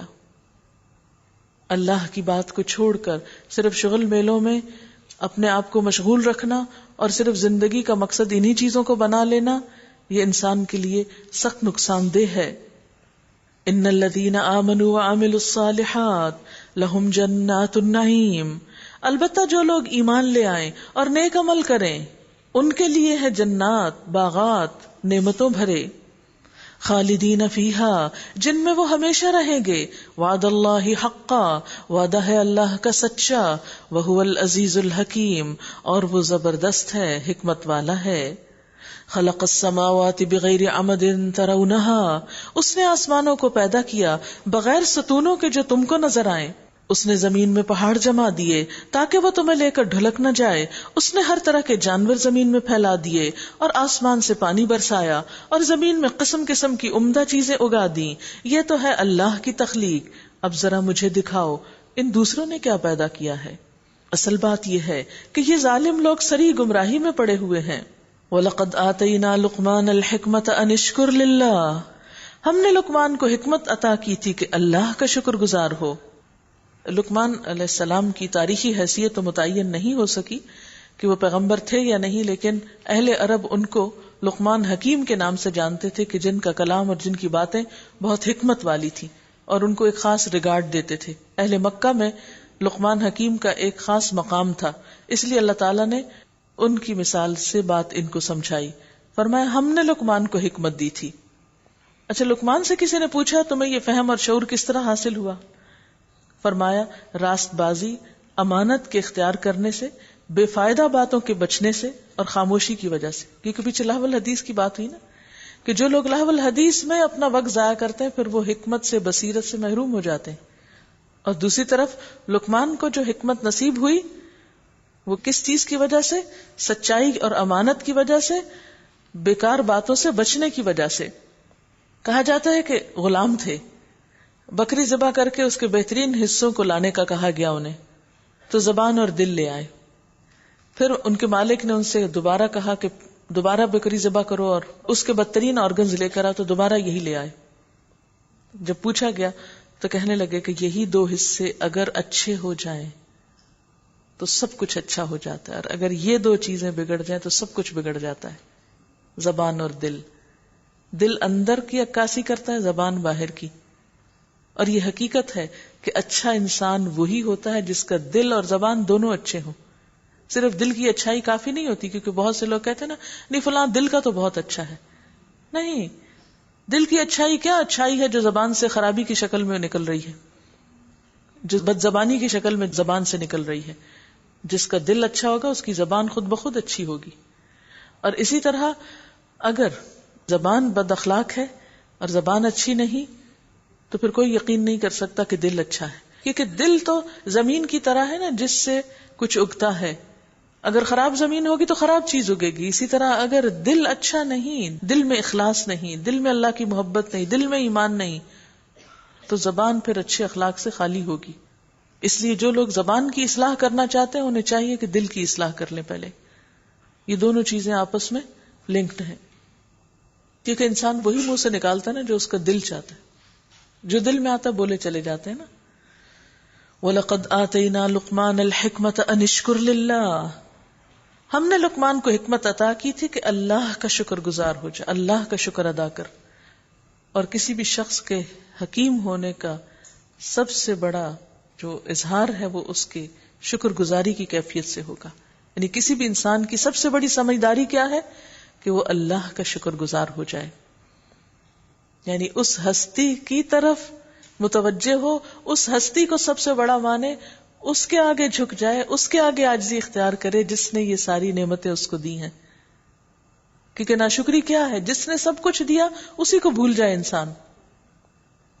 ذرا تھوڑی دیر کے لیے سوچیں، آپ کسی کے ساتھ بہت احسان کریں اور وہ شخص پلٹ کر آپ کو دعا تک نہ دے، شکریہ تک نہ کہے. یعنی بعض اوقات آپ اپنے رشتہ داروں کے ساتھ احسان کرتے ہیں لیکن اگر وہ بڑے ہو کر یا کوئی اس احسان کو مانتے ہی نہیں، ایسے لوگوں کا آپ کے دل میں کیا مقام ہوتا ہے؟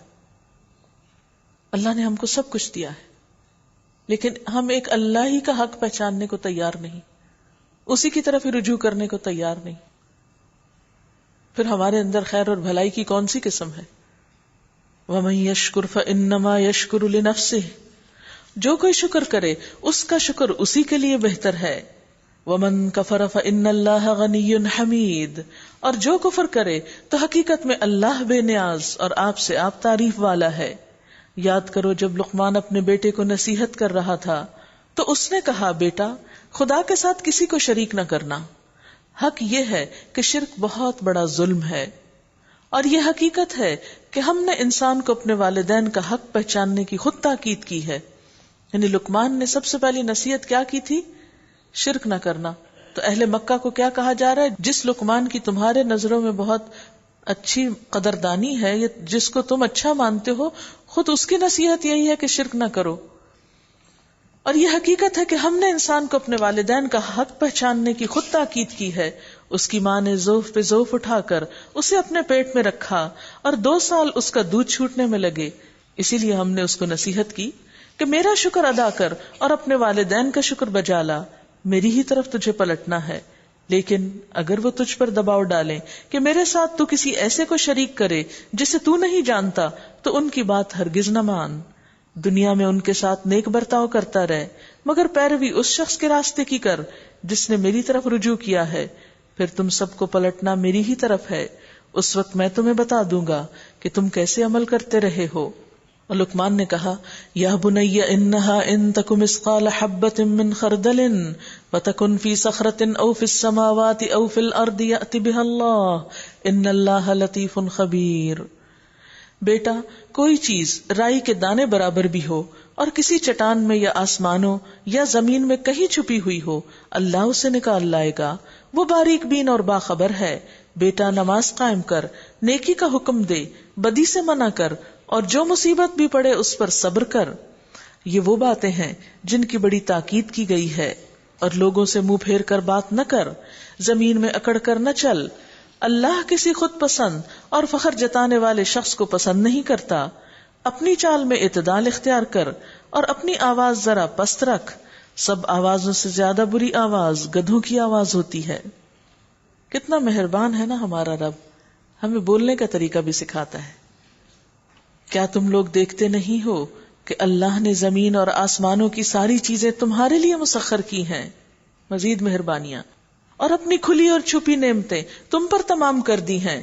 اس پر حال یہ ہے کہ انسانوں میں سے کچھ لوگ ہیں جو اللہ کے بارے میں جھگڑتے ہیں بغیر اس کے کہ ان کے پاس کوئی علم ہو یا ہدایت یا کوئی روشنی دکھانے والی کتاب، اور جب ان سے کہا جاتا ہے کہ پیروی کرو اس چیز کی جو اللہ نے نازل کی ہے تو کہتے ہیں کہ ہم تو اس چیز کی پیروی کریں گے جس پر ہم نے اپنے باپ دادا کو پایا ہے، یعنی اللہ کی بات کے مقابلے میں باپ دادا کو ترجیح دیتے ہیں۔ پھر ایسے شخص کے ہدایت یافتہ ہونے کے لیے کیا چیز کام آئے گی کہ جو باپ دادا کا مقام اللہ سے بڑھا دے؟ کیا یہ انہی کی پیروی کریں گے، خواہ شیطان ان کو بھڑکتی ہوئی آگی کی طرف کیوں نہ بلاتا رہا ہو؟ یعنی باپ دادا کی پیروی کا انجام تو یہ ہو سکتا ہے اگر وہ بھٹکے ہوئے ہوں۔ وَمَن يُسْلِمْ وَجْهَهُ إِلَى اللَّهِ، جو شخص اپنے آپ کو اللہ کے حوالے کر دے، اپنا آپ اللہ کے سپرد کر دے، وَهُوَ مُحْسِنٌ، اور عملاً وہ نیک ہو، فَقَدِ اسْتَمْسَكَ بِالْعُرْوَةِ الْوُثْقَىٰ، اس نے فی الواقع ایک بھروسے کے قابل سہارا تھام لیا۔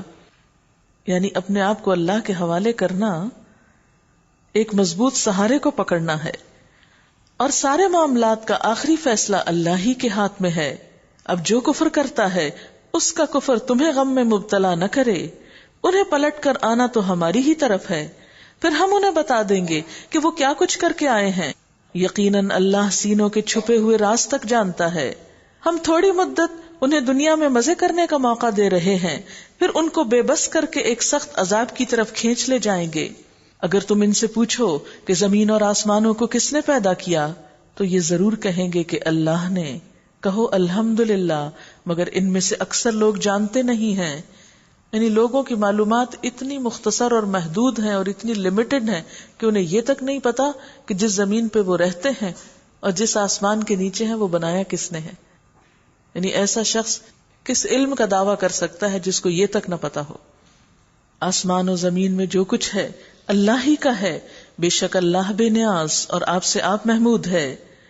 زمین میں جتنے درخت ہیں اگر وہ سب کے سب قلم بن جائیں اور سمندر جسے 7 سمندر مزید روشنائی مہیا کریں وہ دوات بن جائیں، تب بھی اللہ کی باتیں لکھنے سے ختم نہ ہوں گی، تب بھی اللہ کی باتیں ختم نہ ہوں گی۔ ایک تو یہ کہ درختوں کی تعداد نہیں کسی نے گنی، درخت ان گنت، پھر ان کے اندر ٹہنیاں ان گنت، پھر ان کی قلمیں بنائی جائیں، اور پھر یہ سمندر اور اس جیسے 7 سمندر اور آ جائیں اور ان سے اللہ کی باتیں لکھی جائیں تو وہ ختم نہ ہوں گی۔ بے شک اللہ زبردست اور حکیم ہے۔ تم سارے انسانوں کو پیدا کرنا اور پھر دوبارہ جلا اٹھانا تو بس ایسا ہے جیسے ایک متنفس کو پیدا کرنا اور جلا اٹھانا۔ حقیقت یہ ہے کہ اللہ سب کچھ سننے اور دیکھنے والا ہے۔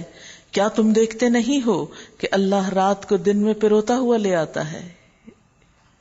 یعنی رات آتی ہے کس طرح کہ یوں دن کے اندر ہی داخل ہو جاتی ہے۔ اگر آپ جس طرف سورج غروب ہو رہا ہو اس سے اپوزٹ سائڈ پر دیکھیں تو بالکل اندھیرا چھا چکا ہوتا ہے، یعنی بالکل یہ لگتا ہے نا جیسے تمہیں ایک چیز داخل ہو رہی ہے۔ اور دن کو رات میں اس نے سورج اور چاند کو مسخر کر رکھا ہے، سب ایک وقت مقرر تک چلے جا رہے ہیں، ہر وقت حرکت میں ہیں۔ وہ نہیں آرام کرتے. آرام کی نعمت اللہ نے انسان ہی کو دی ہے. اور یہ کہ جو کچھ بھی تم کرتے ہو اللہ اس سے باخبر ہے. یہ سب کچھ اس وجہ سے ہے کہ اللہ ہی حق ہے اور اسے چھوڑ کر جن دوسری چیزوں کو یہ لوگ پکارتے ہیں وہ سب باطل ہیں. اور بے شک اللہ وہ بلند بہت بڑا ہے. کیا تم دیکھتے نہیں ہو کہ کشتی سمندر میں اللہ کے فضل سے چلتی ہے. کتنا گہرا سمندر اور اس کی سطح کے اوپر اتنا بھاری بھرکم جہاز چلتا چلا جا رہا ہے تاکہ وہ تمہیں اپنی کچھ نشانیاں دکھائے. در حقیقت اس میں بہت سی نشانیاں ہیں ہر اس شخص کے لیے جو صبر اور شکر کرنے والا. جس سمندر میں ایک سوئی بھی ڈوب جاتی ہے وہاں ایک کشتی کا چل جانا بہت بڑی نشانی ہے. اور جب ان لوگوں پر ایک موج سائبانوں کی طرح چھا جاتی ہے تو یہ اللہ کو پکارتے ہیں اپنے دین کو بالکل اس کے لیے خالص کر کے، پھر سب معبود گم ہو جاتے ہیں. پھر جب وہ بچا کر انہیں خشکی تک پہنچا دیتا ہے تو ان میں سے کوئی تو درمیانی راہ اختیار کرتا ہے اور ہماری نشانیوں کا نہیں انکار کرتا مگر ہر وہ شخص جو غدار اور ناشکرا ہے. یعنی کچھ لوگ وہاں آ کر پھر بھول جاتے ہیں، غداری کرتے ہیں جب بچ جاتے ہیں.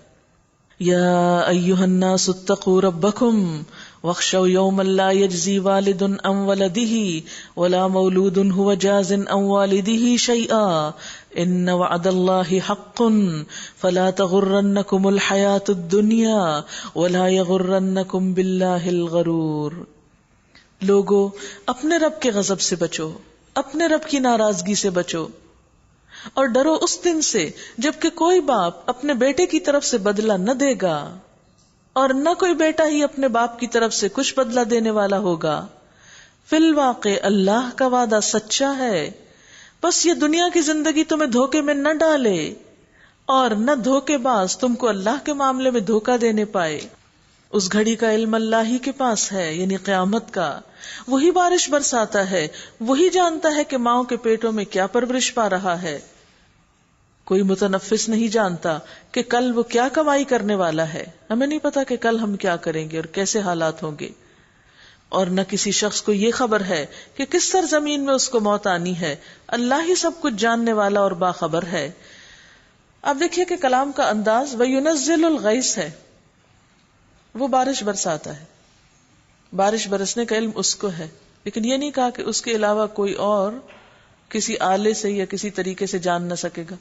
وَيَعْلَمُ مَا فِي الْأَرْحَامِ، وہ جانتا ہے رحموں میں کیا. یہ نہیں کہا کہ کوئی اور جان نہیں سکتا کہ رحم میں کیا ہے، لیکن جس چیز کے ساتھ نفی ہے وہ کیا ہے؟ وَمَا تَدْرِي نَفْسٌ مَاذَا تَكْسِبُ غَدًا.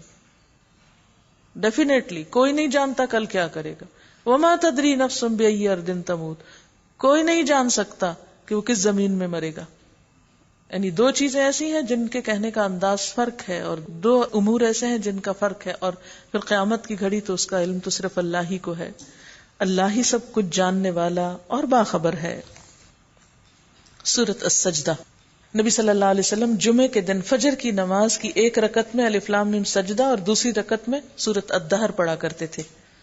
لیکن یہ ہم اسی وقت پڑھ سکتے ہیں جب ہم کو زبانی یاد ہو، مگر کیسے یاد کریں، وقت ہی نہیں ہے، اتنے مصروف لوگ ہیں ہم سب. اسی طرح صحیح حدیث سے ثابت ہے کہ آپ صلی اللہ علیہ وسلم رات کو سونے سے قبل سورۃ السجدہ اور الملک پڑھا کرتے تھے. بسم اللہ الرحمن الرحیم الف لام میم تنزیل الکتاب لا ریب فیہ من رب العالمین.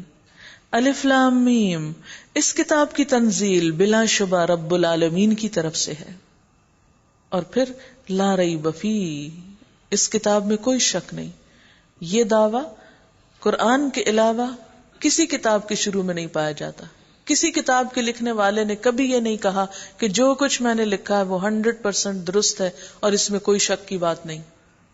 یہ تمام تر معلومات 100% درست ہے. ہر لکھنے والا یہی کہتا ہے کہ جو کچھ میں جانتا تھا لکھ دیا ہے، باقی علم اللہ کے پاس ہے. ام یقولون افتراہ، ام یقولون افتراہ، کیا یہ لوگ کہتے ہیں کہ اس شخص نے اسے خود گھڑ لیا ہے؟ نہیں، بل هو الحق من ربک، بلکہ یہ حق ہے تیرے رب کی طرف سے ہے. لتنذر قوما ما اتاهم من نذیر من قبلک لعلهم يهتدون. تاکہ تو متنبہ کرے ایک ایسی قوم کو جس کے پاس تجھ سے پہلے کوئی متنبہ کرنے والا نہیں آیا، شاید کہ وہ ہدایت پا جائیں۔ اللہ الذی خلق السماوات والارض، وہ اللہ ہی ہے جس نے آسمانوں اور زمین کو اور ان ساری چیزوں کو جو ان کے درمیان ہیں 6 دنوں میں پیدا کیا، اور اس کے بعد عرش پر جلوہ فرما ہوا۔ اس کے سوا نہ تمہارا کوئی حامی و مددگار ہے اور نہ کوئی اس کے آگے سفارش کرنے والا۔ پھر کیا تم ہوش میں نہ آؤ گے؟ وہ آسمان سے زمین تک دنیا کے معاملات کی تدبیر کرتا ہے، اور اس تدبیر کی روداد اوپر اس کے حضور جاتی ہے ایک ایسے دن میں جس کی مقدار تمہارے شمار سے 1000 سال ہے۔ وہی ہے ہر پوشیدہ اور ظاہر کا جاننے والا، زبردست اور رحیم۔ جو چیز بھی اس نے بنائی خوب ہی بنائی۔ اس نے انسان کی تخلیق کی ابتدا گارے سے کی، پھر اس کی نسل ایک ایسے سط سے چلائی جو حقیر پانی کی طرح کا ہے، پھر اس کو نک سک سے درست کیا اور اس کے اندر اپنی روح پھونک دی، اور تم کو کان دیے اور آنکھیں دیں اور دل دیے، تم لوگ کم ہی شکر ادا کرتے ہو۔ قلیلا ما تشکرون، یعنی ساری نعمتیں پا کر دینے والے ہی کو بھول جاتے ہو۔ اور یہ لوگ کہتے ہیں جب ہم مٹی میں رل مل چکے ہوں گے تو کیا ہم پھر نئے سرے سے پیدا کیے جائیں گے؟ اصل بات یہ ہے کہ یہ اپنے رب کی ملاقات کے منکر ہیں۔ ان سے کہو موت کا وہ فرشتہ جو تم پر مقرر کیا گیا ہے، اللہ، یعنی جس فرشتے نے ہماری جان لینی ہے اس کو اپنی ڈیوٹی پتا ہے اور مقرر شدہ ہے۔ الذی وکل بکم، وہ تم کو پورے کا پورا اپنے قبضے میں لے لے گا اور پھر تم اپنے رب کی طرف پلٹا لائے جاؤ گے۔ جب ایک دفعہ ہمیں لے جایا ہی جائے گا تو کیوں نہ خوشی سے پہلے ہی اس کی طرف رجوع کر لیں، ہم اپنا منہ ادھر ہی کر لیں۔ منہ موڑنے کا کیا فائدہ؟ اس سے دور بھاگنے سے کیا حاصل ہوگا؟ کاش تم دیکھو وہ وقت جب یہ مجرم سر جھکائے اپنے رب کے حضور کھڑے ہوں گے۔ اس وقت یہ کہہ رہے ہوں گے، اے ہمارے رب، ہم نے خوب دیکھ لیا اور سن لیا، اب ہمیں واپس بھیج دے تاکہ ہم نیک عمل کریں، ہمیں اب یقین آ گیا ہے۔ اگر ہم چاہتے تو پہلے ہی ہر نفس کو اس کی ہدایت دے دیتے، مگر میری وہ بات پوری ہو گئی جو میں نے کہی تھی کہ میں جہنم کو جن اور انسانوں سب سے بھر دوں گا۔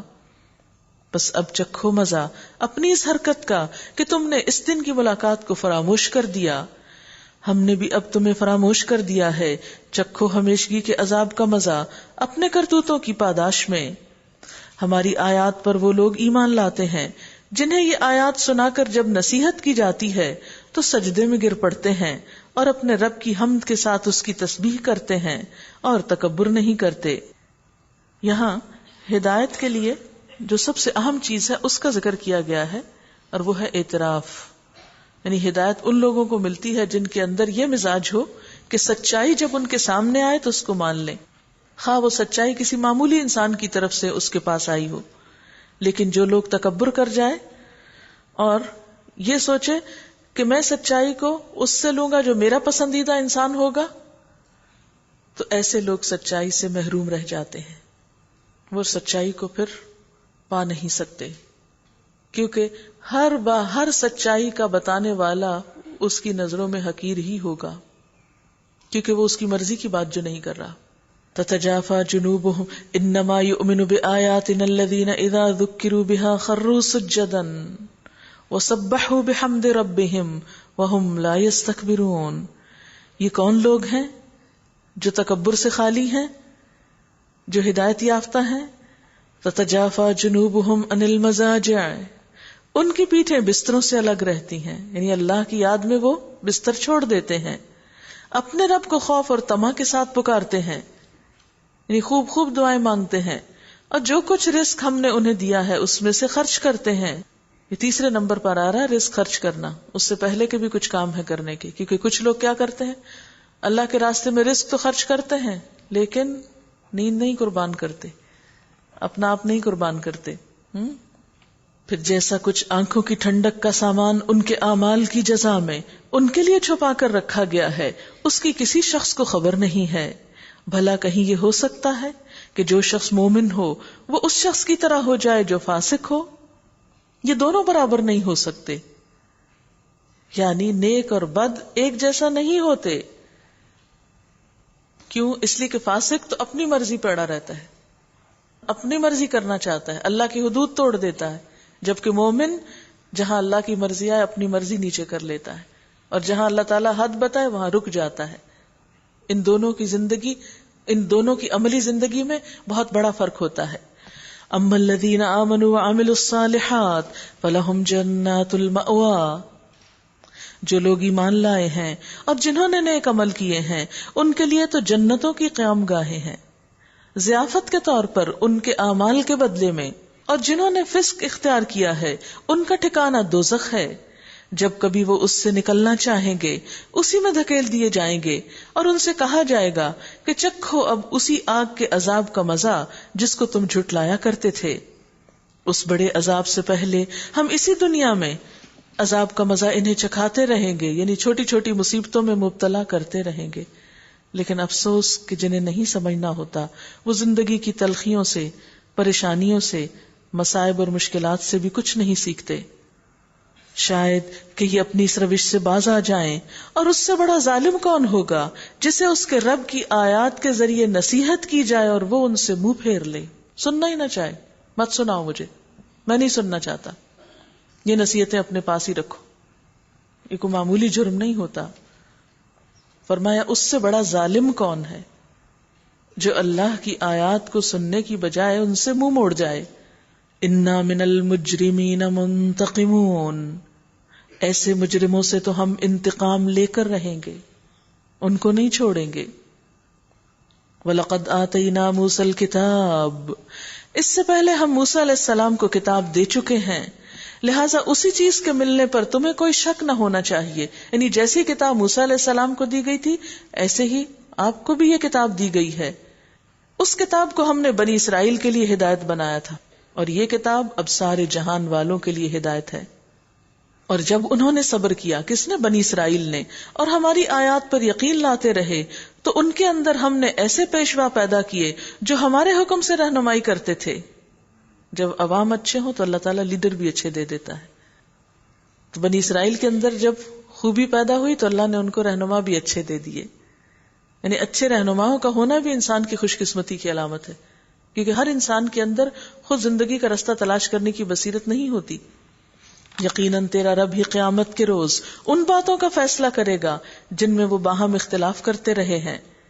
اور کیا ان لوگوں کو کوئی ہدایت نہیں ملی کہ ان سے پہلے کتنی قوموں کو ہم ہلاک کر چکے ہیں جن کے رہنے کی جگہوں میں آج یہ چلتے پھرتے ہیں. جس زمین پہ آج ہم بستے ہیں ہمیشہ اس پہ ہم ہی نہیں تھے، ہم سے پہلے بھی بہت سے لوگ آئے اور گئے. اس میں بڑی نشانیاں ہیں، کیا یہ سنتے نہیں ہیں؟ پھر سننے کی بات ہے. اور کیا ان لوگوں نے یہ منظر کبھی نہیں دیکھا کہ ہم ایک بے آب و گیاہ زمین کی طرف پانی بہا لاتے ہیں، پھر اسی زمین سے وہ فصل اگاتے ہیں جس سے ان کے جانوروں کو بھی چارہ ملتا ہے اور یہ خود بھی کھاتے ہیں. تو کیا انہیں کچھ نہیں سوچتا؟ یہ لوگ کہتے ہیں کہ یہ فیصلہ کب ہوگا؟ اگر تم سچے ہو ان سے کہو فیصلے کے دن ایمان لانا ان لوگوں کے لیے کچھ بھی فائدہ مند نہ ہوگا جنہوں نے کفر کیا ہے، اور پھر ان کو کوئی مہلت نہ ملے گی. فَأَعْرِضْ عَنْهُمْ وَانْتَظِرْ إِنَّهُمْ مُنْتَظِرُونَ، اچھا انہیں ان کے حال پہ چھوڑ دو اور انتظار کرو، یہ بھی انتظار کر رہے ہیں. یعنی سب کچھ سمجھانے کے باوجود، نشانیاں دکھانے کے باوجود، دلائل لانے کے باوجود اگر نہیں مانتے تو نہ ماننے والوں کو ان کے حال پہ چھوڑ دو، پھر ان کا پیچھا نہ کرو. سورۃ الاحزاب مدنی سورت ہے. بسم اللہ الرحمن الرحیم. یا ایہا النبی اتق اللہ ولا تطع الکافرین والمنافقین ان اللہ کان علیما حکیما. اے نبی صلی اللہ علیہ وسلم، اللہ سے ڈرو اور کفار اور منافقین کی اطاعت نہ کرو. حقیقت میں علیم اور حکیم تو اللہ ہی ہے. کیونکہ اس صورت میں آپ صلی اللہ علیہ وسلم کو کچھ ایسے احکامات دیے گئے کہ جن کے ماننے میں بہت مشکل تھی، لیکن اللہ کا حکم سمجھ کر آپ نے مانا. اس کے لیے پہلے سے ذہن تیار کیا جا رہا ہے کہ جب کوئی ایسی بات آ جائے جسے کفار اور منافقین پسند نہ بھی کریں لیکن اللہ چاہتا ہو تو وہ آپ کو کر لینی چاہیے.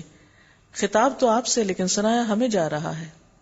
کیونکہ عموماً ہمارا طرز عمل کیا ہوتا ہے کہ ہم اسلام کا وہ حصہ تو آرام سے لے لیتے ہیں جس میں ہمیں کوئی مشکلات نہیں ہوتی یا کوئی مخالفت نہیں ہوتی، لیکن اس حصے کو چھوڑ دیتے ہیں جہاں مخالفت کا ڈر ہو. وَاتَّبِعْ مَا يُوحَىٰ إِلَيْكَ مِن رَبِّكَ إِنَّ اللَّهَ كَانَ بِمَا تَعْمَلُونَ خَبِيرًا وَتَوَكَّلْ عَلَى اللَّهِ وَكَفَىٰ بِاللَّهِ وَكِيلًا. پیروی کرو اس بات کی جس کا اشارہ تمہارے رب کی طرف سے تمہیں کیا جا رہا ہے، اللہ ہر اس بات سے باخبر ہے جو تم لوگ کرتے ہو. اللہ پر توکل کرو، اللہ ہی وکیل ہونے کے لیے کافی ہے. یعنی دین پر عمل اس وقت تک نہیں ہو سکتا جب تک اللہ کا ڈر نہ ہو اور اللہ پر بھروسہ نہ ہو. ایک طرف اللہ کا خوف انسان کو مشکل احکامات پر عمل کرنے کے لیے تیار کرتا ہے، اور پھر دوسری طرف اس پر بھروسہ جب انسان کرنے لگے اور مشکلات آ جائیں. یعنی ڈر پہلے چاہیے ہوتا ہے اور توکل مشکلات کے آنے کے بعد، کہ کچھ نہیں ہوتا، سب آسان ہو جائے گا. اللہ نے کسی شخص کے دھڑ میں دو دل نہیں رکھے، نہ اس نے تم لوگوں کی ان بیویوں کو جن سے تم زہار کرتے ہو تمہاری ماں بنا دیا ہے.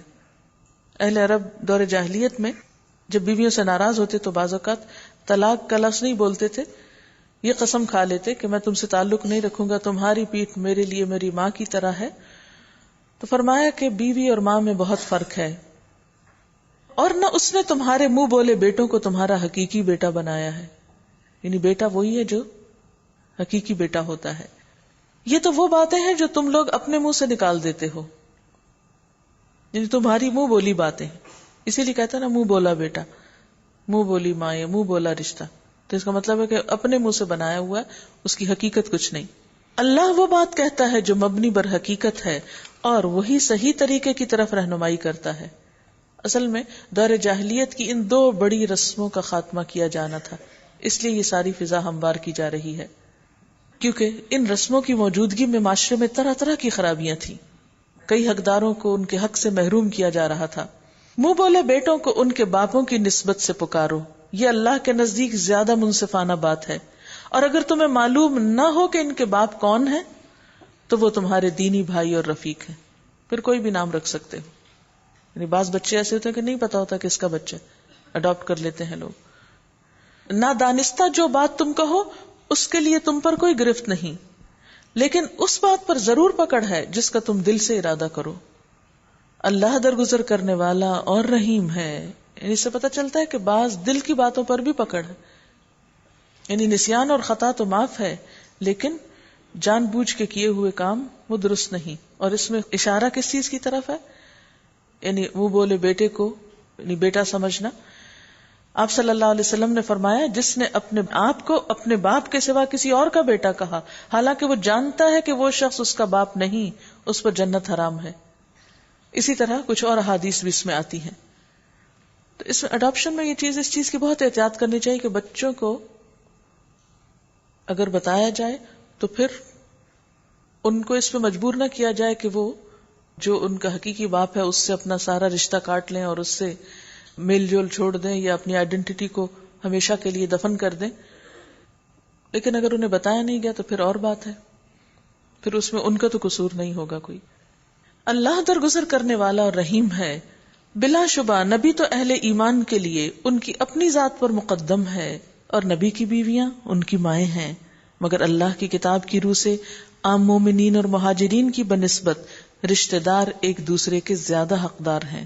یعنی خونی رشتوں کی اپنی اہمیت ہے. البتہ اپنے رفیقوں کے ساتھ تم کوئی بھلائی کرنا چاہو تو کر سکتے ہو. یعنی خونی رشتوں کے علاوہ دوسرے دوستوں کے ساتھ بھی اچھا سلوک کیا جا سکتا ہے. یہ حکم کتاب الہی میں لکھا ہوا ہے. اور یاد رکھو اس عہد و پیمان کو جو ہم نے سب پیغمبروں سے لیا ہے، تم سے بھی، اور نوح علیہ السلام اور ابراہیم علیہ السلام اور موسیٰ علیہ السلام اور عیسیٰ علیہ السلام سے بھی، ابن مریم. سب سے ہم پختہ عہد لے چکے ہیں تاکہ سچے لوگوں سے ان کی سچائی کے بارے میں وہ سوال کرے، اور کافروں کے لیے تو اس نے دردناک عذاب مہیا کر ہی رکھا ہے. اے لوگو جو ایمان لائے ہو، یاد کرو اللہ کے احسان کو جو اس نے تم پر کیا ہے. جب لشکر تم پر چڑھ آئے تو ہم نے ان پر ایک سخت آندھی بھیج دی اور ایسی فوجیں روانہ کی جو تم کو نظر نہ آتی تھیں. اللہ وہ سب کچھ دیکھ رہا تھا. جو تم لوگ اس وقت کر رہے تھے جب وہ اوپر سے اور نیچے سے تم پر چڑھ آئے، جب خوف کے مارے آنکھیں پتھرا گئیں، کلیجے منہ کو آ گئے، اور تم لوگ اللہ کے بارے میں طرح طرح کے گمان کرنے لگے، اس وقت ایمان لانے والے خوب آزمائے گئے اور بری طرح ہلا مارے گئے۔ کیوں اتنی سخت آزمائش تھی؟ کہ اللہ تعالیٰ مومن اور منافق میں فرق کر دے، کیونکہ جس کا ایمان سچا ہوگا وہی ان آزمائشوں کے باوجود ایمان پر قائم رہے گا، اور جو کسی دنیاوی فائدے اور مصلحت کی خاطر مسلمان ہو تو پھر وہ ایسے موقع پر اسلام کو فوراً خیر بات کہہ دے گا۔ ان آیات میں دراصل غزوہ احزاب کی تفصیل ہے جو 5 ہجری میں پیش آیا تھا۔ احزاب اس کو اس لیے کہتے ہیں کہ اس موقع پر تمام اسلام دشمن گروہ جمع ہو کر اسلام کے مرکز مدینہ پر حملہ آور ہوئے تھے۔ یہ ایک طرح سے بہت بڑی محاذ آرائی تھی پورے عرب کی طرف سے مسلمانوں کی اس نوزائیدہ ریاست کے خلاف۔ تو مسلمانوں نے اس وقت اپنا دفاع کس طرح کیا؟ خندق کھود کر، اس لیے اس کو غزوہ خندق بھی کہتے ہیں، تاکہ دشمن مدینے کے اندر نہ آ سکے۔ یعنی آپ خود سوچیں کہ پورا عرب اکٹھا ہو کر آ رہا ہے کہ بس پکڑ لیں ان کو اور دبوچ لیں۔ تو اس وقت اللہ تعالیٰ نے کس طرح مدد کی؟ حضرت سلمان فارسی جو تھے مسلمان ہو چکے تھے، ایران میں جنگ لڑنے کا ایک طریقہ تھا خندقیں کھود کر اپنے آپ کو محفوظ کرنا، تو ان کے مشورے سے خندق کھودی گئی اس طرف جس طرف دفاع نہیں ہو سکتا تھا۔ جب دشمن آئے اور دیکھا کہ آگے تو اتنی بڑی خندق ہے جس کو پار نہیں کیا جا سکتا، اور باقی سائڈوں پر تو حفاظت کی چیزیں موجود تھی، یعنی لوگ موجود تھے، یعنی شہر موجود تھا۔ اب 1 مہینہ بھر وہ وہاں رہے اور ناکام و نامراد لوٹ گئے۔ اللہ تعالیٰ نے اتنی تیز آندھی بھیجی کہ جس سے ان کے جانور رسیاں توڑا کے بھاگ گئے، برتن الٹ گئے، خیمے الٹ گئے، اور وہ برے حال سے واپس ہوئے۔ تو اس احسان کا یہاں پر ذکر کیا جا رہا ہے۔ یاد کرو وہ وقت جب منافقین اور وہ سب لوگ جن کے دلوں میں روگ تھا صاف صاف کہہ رہے تھے کہ اللہ اور اس کے رسول نے جو وعدے ہم سے کیے تھے وہ فریب کے سوا کچھ نہ تھے، یعنی ان کی منافقت ان کے منہ سے ظاہر ہو گئی۔ یعنی کون سے وعدے؟ کہ اللہ تعالیٰ اپنے بندوں کی ضرور مدد کرے گا، اور مدد ہوئی، دشمن کچھ نہ بگاڑ سکے، لیکن تھوڑا وقت لگا، 1 مہینے کا وقت، جس میں سب کی حقیقت کھل گئی۔ جب ان میں سے ایک گروہ نے کہا، اے یثرب کے لوگوں، تمہارے لیے اب ٹھہرنے کا کوئی موقع نہیں، پلٹ چلو۔ جب ان کا ایک فریق یہ کہہ کر نبی صلی اللہ علیہ وسلم سے رخصت طلب کر رہا تھا کہ ہمارے گھر خطرے میں ہیں، حالانکہ وہ خطرے میں نہ تھے، دراصل وہ جنگ سے بھاگنا چاہتے تھے۔ اگر شہر کے اطراف سے دشمن گھس آئے ہوتے اور اس وقت انہیں فتنے کی طرف دعوت دی جاتی تو یہ اس میں جا پڑتے، مشکل سے ہی انہیں شریک فتنہ ہونے میں کوئی تعامل ہوتا۔ ان لوگوں نے اس سے پہلے اللہ سے عہد کیا تھا کہ یہ پیٹھ نہ پھیریں گے، اور اللہ سے کیے ہوئے عہد کی باز پرس تو ہونی ہی تھی۔ اے نبی صلی اللہ علیہ وسلم، ان سے کہیے، اگر تم موت یا قتل سے بھاگو تو یہ بھاگنا تمہارے لیے کچھ بھی نفع بخش نہ ہوگا، اس کے بعد زندگی کے مزے لوٹنے کا تھوڑا ہی موقع تمہیں مل سکے گا۔ ان سے کہو، کون ہے جو تمہیں اللہ سے بچا سکتا ہو اگر وہ تمہیں نقصان پہنچانا چاہے، اور کون اس کی رحمت کو روک سکتا ہے اگر وہ تم پر مہربانی کرنا چاہے؟ اللہ کے مقابلے میں یہ لوگ کوئی حامی و مددگار نہیں پا سکتے۔ اللہ تم میں سے ان لوگوں کو خوب جانتا ہے جو جنگ میں رکاوٹیں ڈالنے والے ہیں، اور جو اپنے بھائیوں سے کہتے ہیں آؤ ہماری طرف، جو لڑائی میں حصہ لیتے بھی ہیں تو بس نام گنانے کو، جو تمہارا ساتھ دینے میں سخت بخیل ہیں۔ خطرے کا وقت آ جائے تو اس طرح آنکھیں پھرا کر تمہاری طرف دیکھتے ہیں جیسے کسی مرنے والے پہ غشی طاری ہو رہی ہو، مگر جب خطرہ گزر جاتا ہے تو یہی لوگ فائدوں کے حریص بن کر قینچی کی طرح چلتی ہوئی زبانیں لیے تمہارے استقبال کو آ جاتے ہیں۔ یہ لوگ ہرگز ایمان نہیں لائے، اسی لیے اللہ نے ان کے سارے اعمال ضائع کر دیے، اور ایسا کرنا اللہ کے لیے بہت آسان ہے۔ یہ سمجھ رہے ہیں کہ حملہ آور گروہ ابھی نہیں گئے، کیونکہ وہ 1 مہینے تک جو وہاں رہے تھے تو خوف کی سی ایک کیفیت تھی، اور اگر وہ پھر حملہ آور ہو جائیں تو ان کا جی چاہتا ہے کہ اس موقع پر یہ کہیں صحرا میں بدوؤں کے درمیان جا بیٹھیں اور وہیں سے تمہارے حالات پوچھتے رہیں۔ تاہم اگر یہ تمہارے درمیان رہے بھی تو لڑائی میں کم ہی حصہ لیں گے۔ تو اس سے پتہ چلتا ہے کہ منافقین کو اسلام کی خاطر کسی قربانی سے کوئی دلچسپی نہ تھی، وہ صرف اچھے وقتوں کے دوست تھے، اور وہ بھی اپنے مفادات کی خاطر۔ لقد كان لكم في رسول الله أسوة حسنة لمن كان يرجو الله واليوم الآخر وذكر الله كثيرا۔ در حقیقت تم لوگوں کے لیے اللہ کے رسول میں ایک بہترین نمونہ تھا یعنی اس جنگ کے موقع پر ایسا نہیں کہ آپ خود پیچھے بیٹھ گئے ہوں اور لوگوں کو لگا دیا جاؤ تم کام کرو. جب اس موقع پر لوگوں نے فاقے کی شکایت کی اور اپنے پیٹ پر پتھر باندھے ہوئے تھے تو آپ صلی اللہ علیہ وسلم نے اپنا کپڑا اٹھا کر دکھایا تو آپ کے پیٹ پہ 2 پتھر بندھے ہوئے تھے. یعنی آپ ان سے زیادہ بڑھ کر قربانی کرنے والے تھے.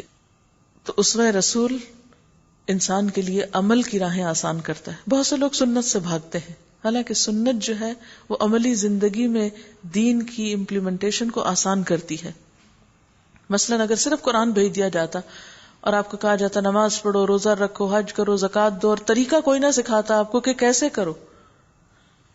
آج بھی آپ دیکھیں کہ کسی بھی پروجیکٹ میں ایک حصہ جو ہوتا ہے کہ وہ کیا چیز ہے اور دوسرا یہ ہوتا ہے کہ اس کو کرنا کیسے ہے. بہت سے لوگ ناکام کہاں سے ہوتے ہیں کہ ان کو کام کرنا نہیں آتا. بڑی اچھی نیت اور جذبے اور منصوبہ بندی اور پلاننگ اور بہت کچھ کر لیتے ہیں، لیکن جب کام کرنے کا وقت آتا تو کرنا نہیں آتا اور وہاں انسان ناکام ہو جاتا ہے. اسی طرح دین کے معاملے میں بھی کئی لوگوں کی نیت بڑی اچھی ہوتی ہے، جذبے بہت اچھے ہوتے ہیں، اللہ سے محبت کے بڑے دعوے کرتے ہیں، لیکن یہ نہیں پتا ہوتا کہ پھر اللہ تعالیٰ کو خوش کرنے کے لیے کرنا کیا ہے. اس کے لیے اللہ تعالیٰ نے ہم سب پہ بہت بڑا احسان کیا ہے کہ ایک رسول بھیجا جس نے ہر کام صرف منہ سے نہیں بتایا، کر کے دکھایا، عملی نمونہ چھوڑا اور خوبصورت نمونہ چھوڑا. اور وہ نمونہ آج بھی موجود ہے، لیکن افسوس یہ کہ ہمارے پاس اس کو دیکھنے کا وقت ہی نہیں ہے. ہم مسلمان بننا چاہتے ہیں، اللہ کا محبوب بننا چاہتے ہیں، لیکن اس نمونے کے بغیر ہی، اس کے علاوہ ہی، اس کو دیکھے بغیر ہی، اپنی اپنی سوچ سے نہیں. ان کنتم تحبون اللہ فاتبعونی یحببکم اللہ. اگر تم اللہ سے محبت کرتے تو میرا اتباع کرو، یعنی رسول اللہ صلی اللہ علیہ وسلم کا، پھر اللہ تم سے محبت کرے گا. یحببکم اللہ ویغفر لکم ذنوبکم، اور تمہارے گناہ بھی معاف کر دے گا. اسی لیے اللہ تعالیٰ فرماتے ہیں کہ اللہ کے رسول صلی اللہ علیہ وسلم کی زندگی میں تو خوبصورت نمونہ ہے، وہ خوبصورت نمونہ جو اللہ کو پسند ہے. لیکن اس نمونے سے فائدہ کون اٹھاتا ہے؟ جو اللہ اور یوم آخرت کو مانتا ہو، وذکر اللہ کثیرا، اور اللہ کو کثرت سے یاد کرے.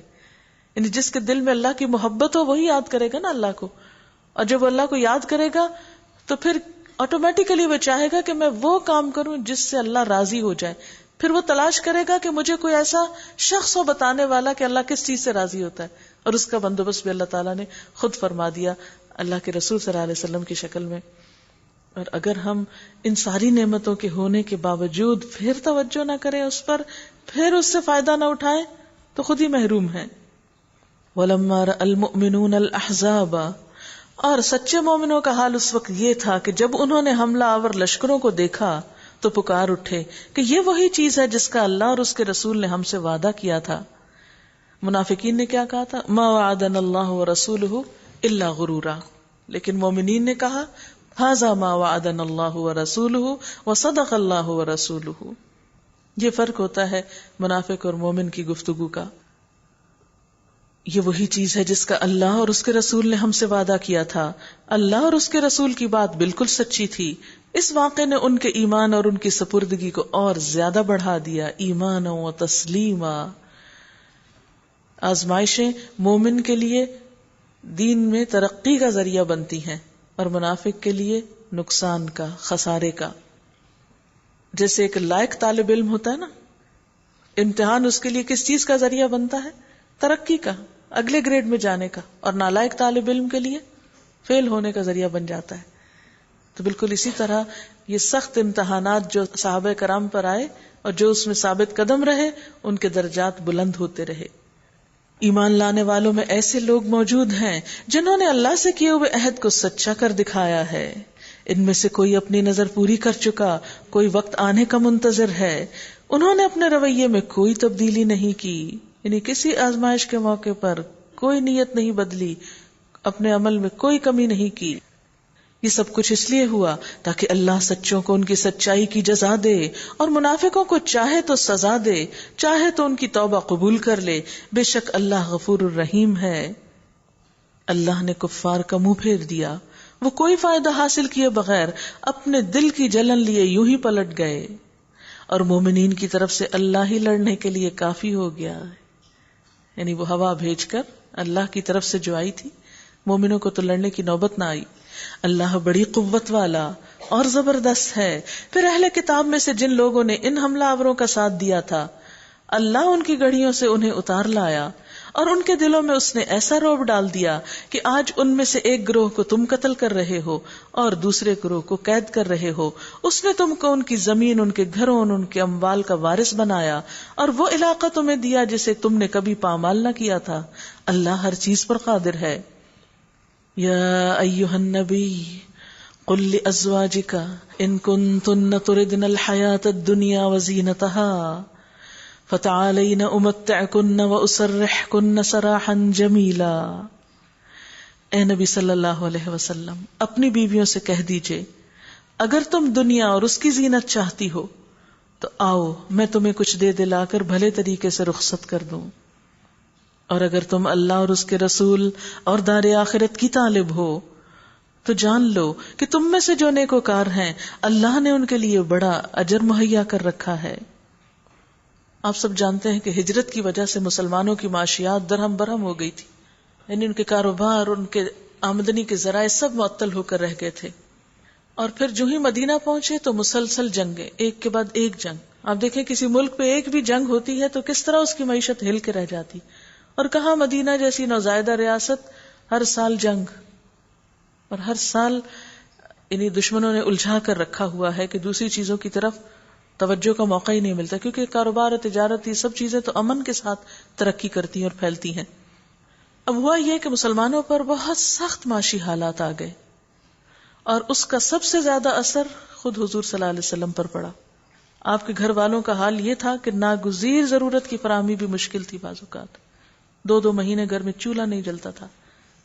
جب بہت سخت حالات ہوئے تو ازواج مطہرات نے نفقے کا مطالبہ کیا، اور جائز ضروریات کے لیے. اور خصوصاً جب فتوحات شروع ہوئیں اور مسلمانوں کے پاس کچھ مال آنے لگا تو انصار و مہاجرین کے حالات کافی بدلے. ان کی عورتوں کو دیکھ کر ازواج مطہرات کو بھی خیال آیا کہ کیوں نہ ہم بھی مطالبہ کریں. تو اللہ تعالیٰ نے اس کو بھی زینت قرار دیا اور فرمایا اگر دنیا کی زینت چاہیے تو ٹھیک ہے، پھر تم نبی کے گھر میں رہنے کے لائق نہیں ہو. بڑے مقام پانے کے لیے تو بڑی قربانیاں کرنی پڑتی ہیں، اور اگر تم دنیا کی زینت چاہتی ہو تو آؤ میں تم کو دیتا ہوں، لیکن تم پھر یہاں سے چلی جاؤ. اور اگر تمہیں اللہ اور اس کا رسول اور آخرت کا گھر چاہیے تو یاد رکھو محسنات یعنی نیکوکار عورتوں کے لیے اللہ نے اجر عظیم تیار کر رکھا ہے.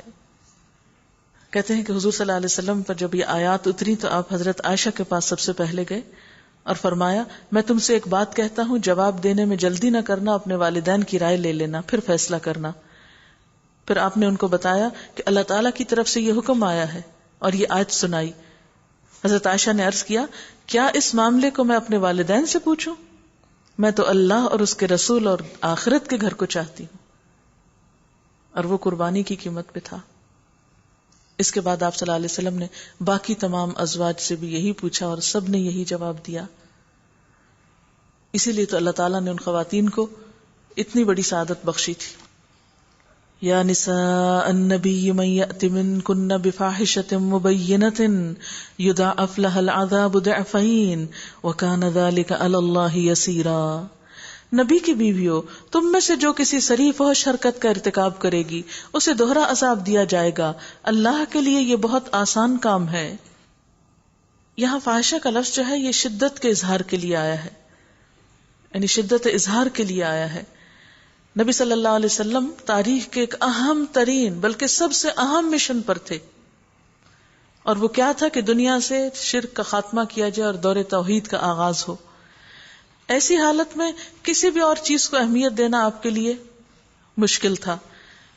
اس لیے ازواج مطہرات کو جہاں ایک طرف یہ کہا گیا کہ صبر اور قناعت سے کام لو، دوسری طرف ایسی کسی چھوٹی سی چیز سے بھی بچو کہ جو آپ کے مقام اور مرتبے کو کوئی نقصان دینے والی ہو. یہ نہیں کہ نعوذ باللہ ان کے اندر کوئی ایسی بات تھی، لیکن ایک ہوتا ہے نا کہ جس کا مقام بڑا ہو اس کی قربانی بھی بڑی ہوتی ہے اور اس کو احتیاط بھی زیادہ چاہیے ہوتی ہے.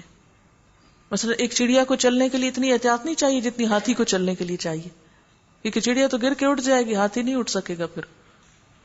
تو اس لیے الفاظ بہت سخت ہیں لیکن بہت شدت کے ساتھ تنبیہ اس لیے کی جا رہی ہے کہ کوئی چھوٹی سی بھی ایسی چیز نہ ہو، کہیں بھول کر بھی، اس کی توقع تو نہیں تھی لیکن ایک احساس دلایا گیا ان کے مقام کا. وآخر دعوانا ان الحمد للہ رب العالمین. سبحانک اللہم وبحمدک نشہد ان لا الہ الا انت نستغفرک ونتوب الیک. السلام علیکم ورحمۃ اللہ وبرکاتہ.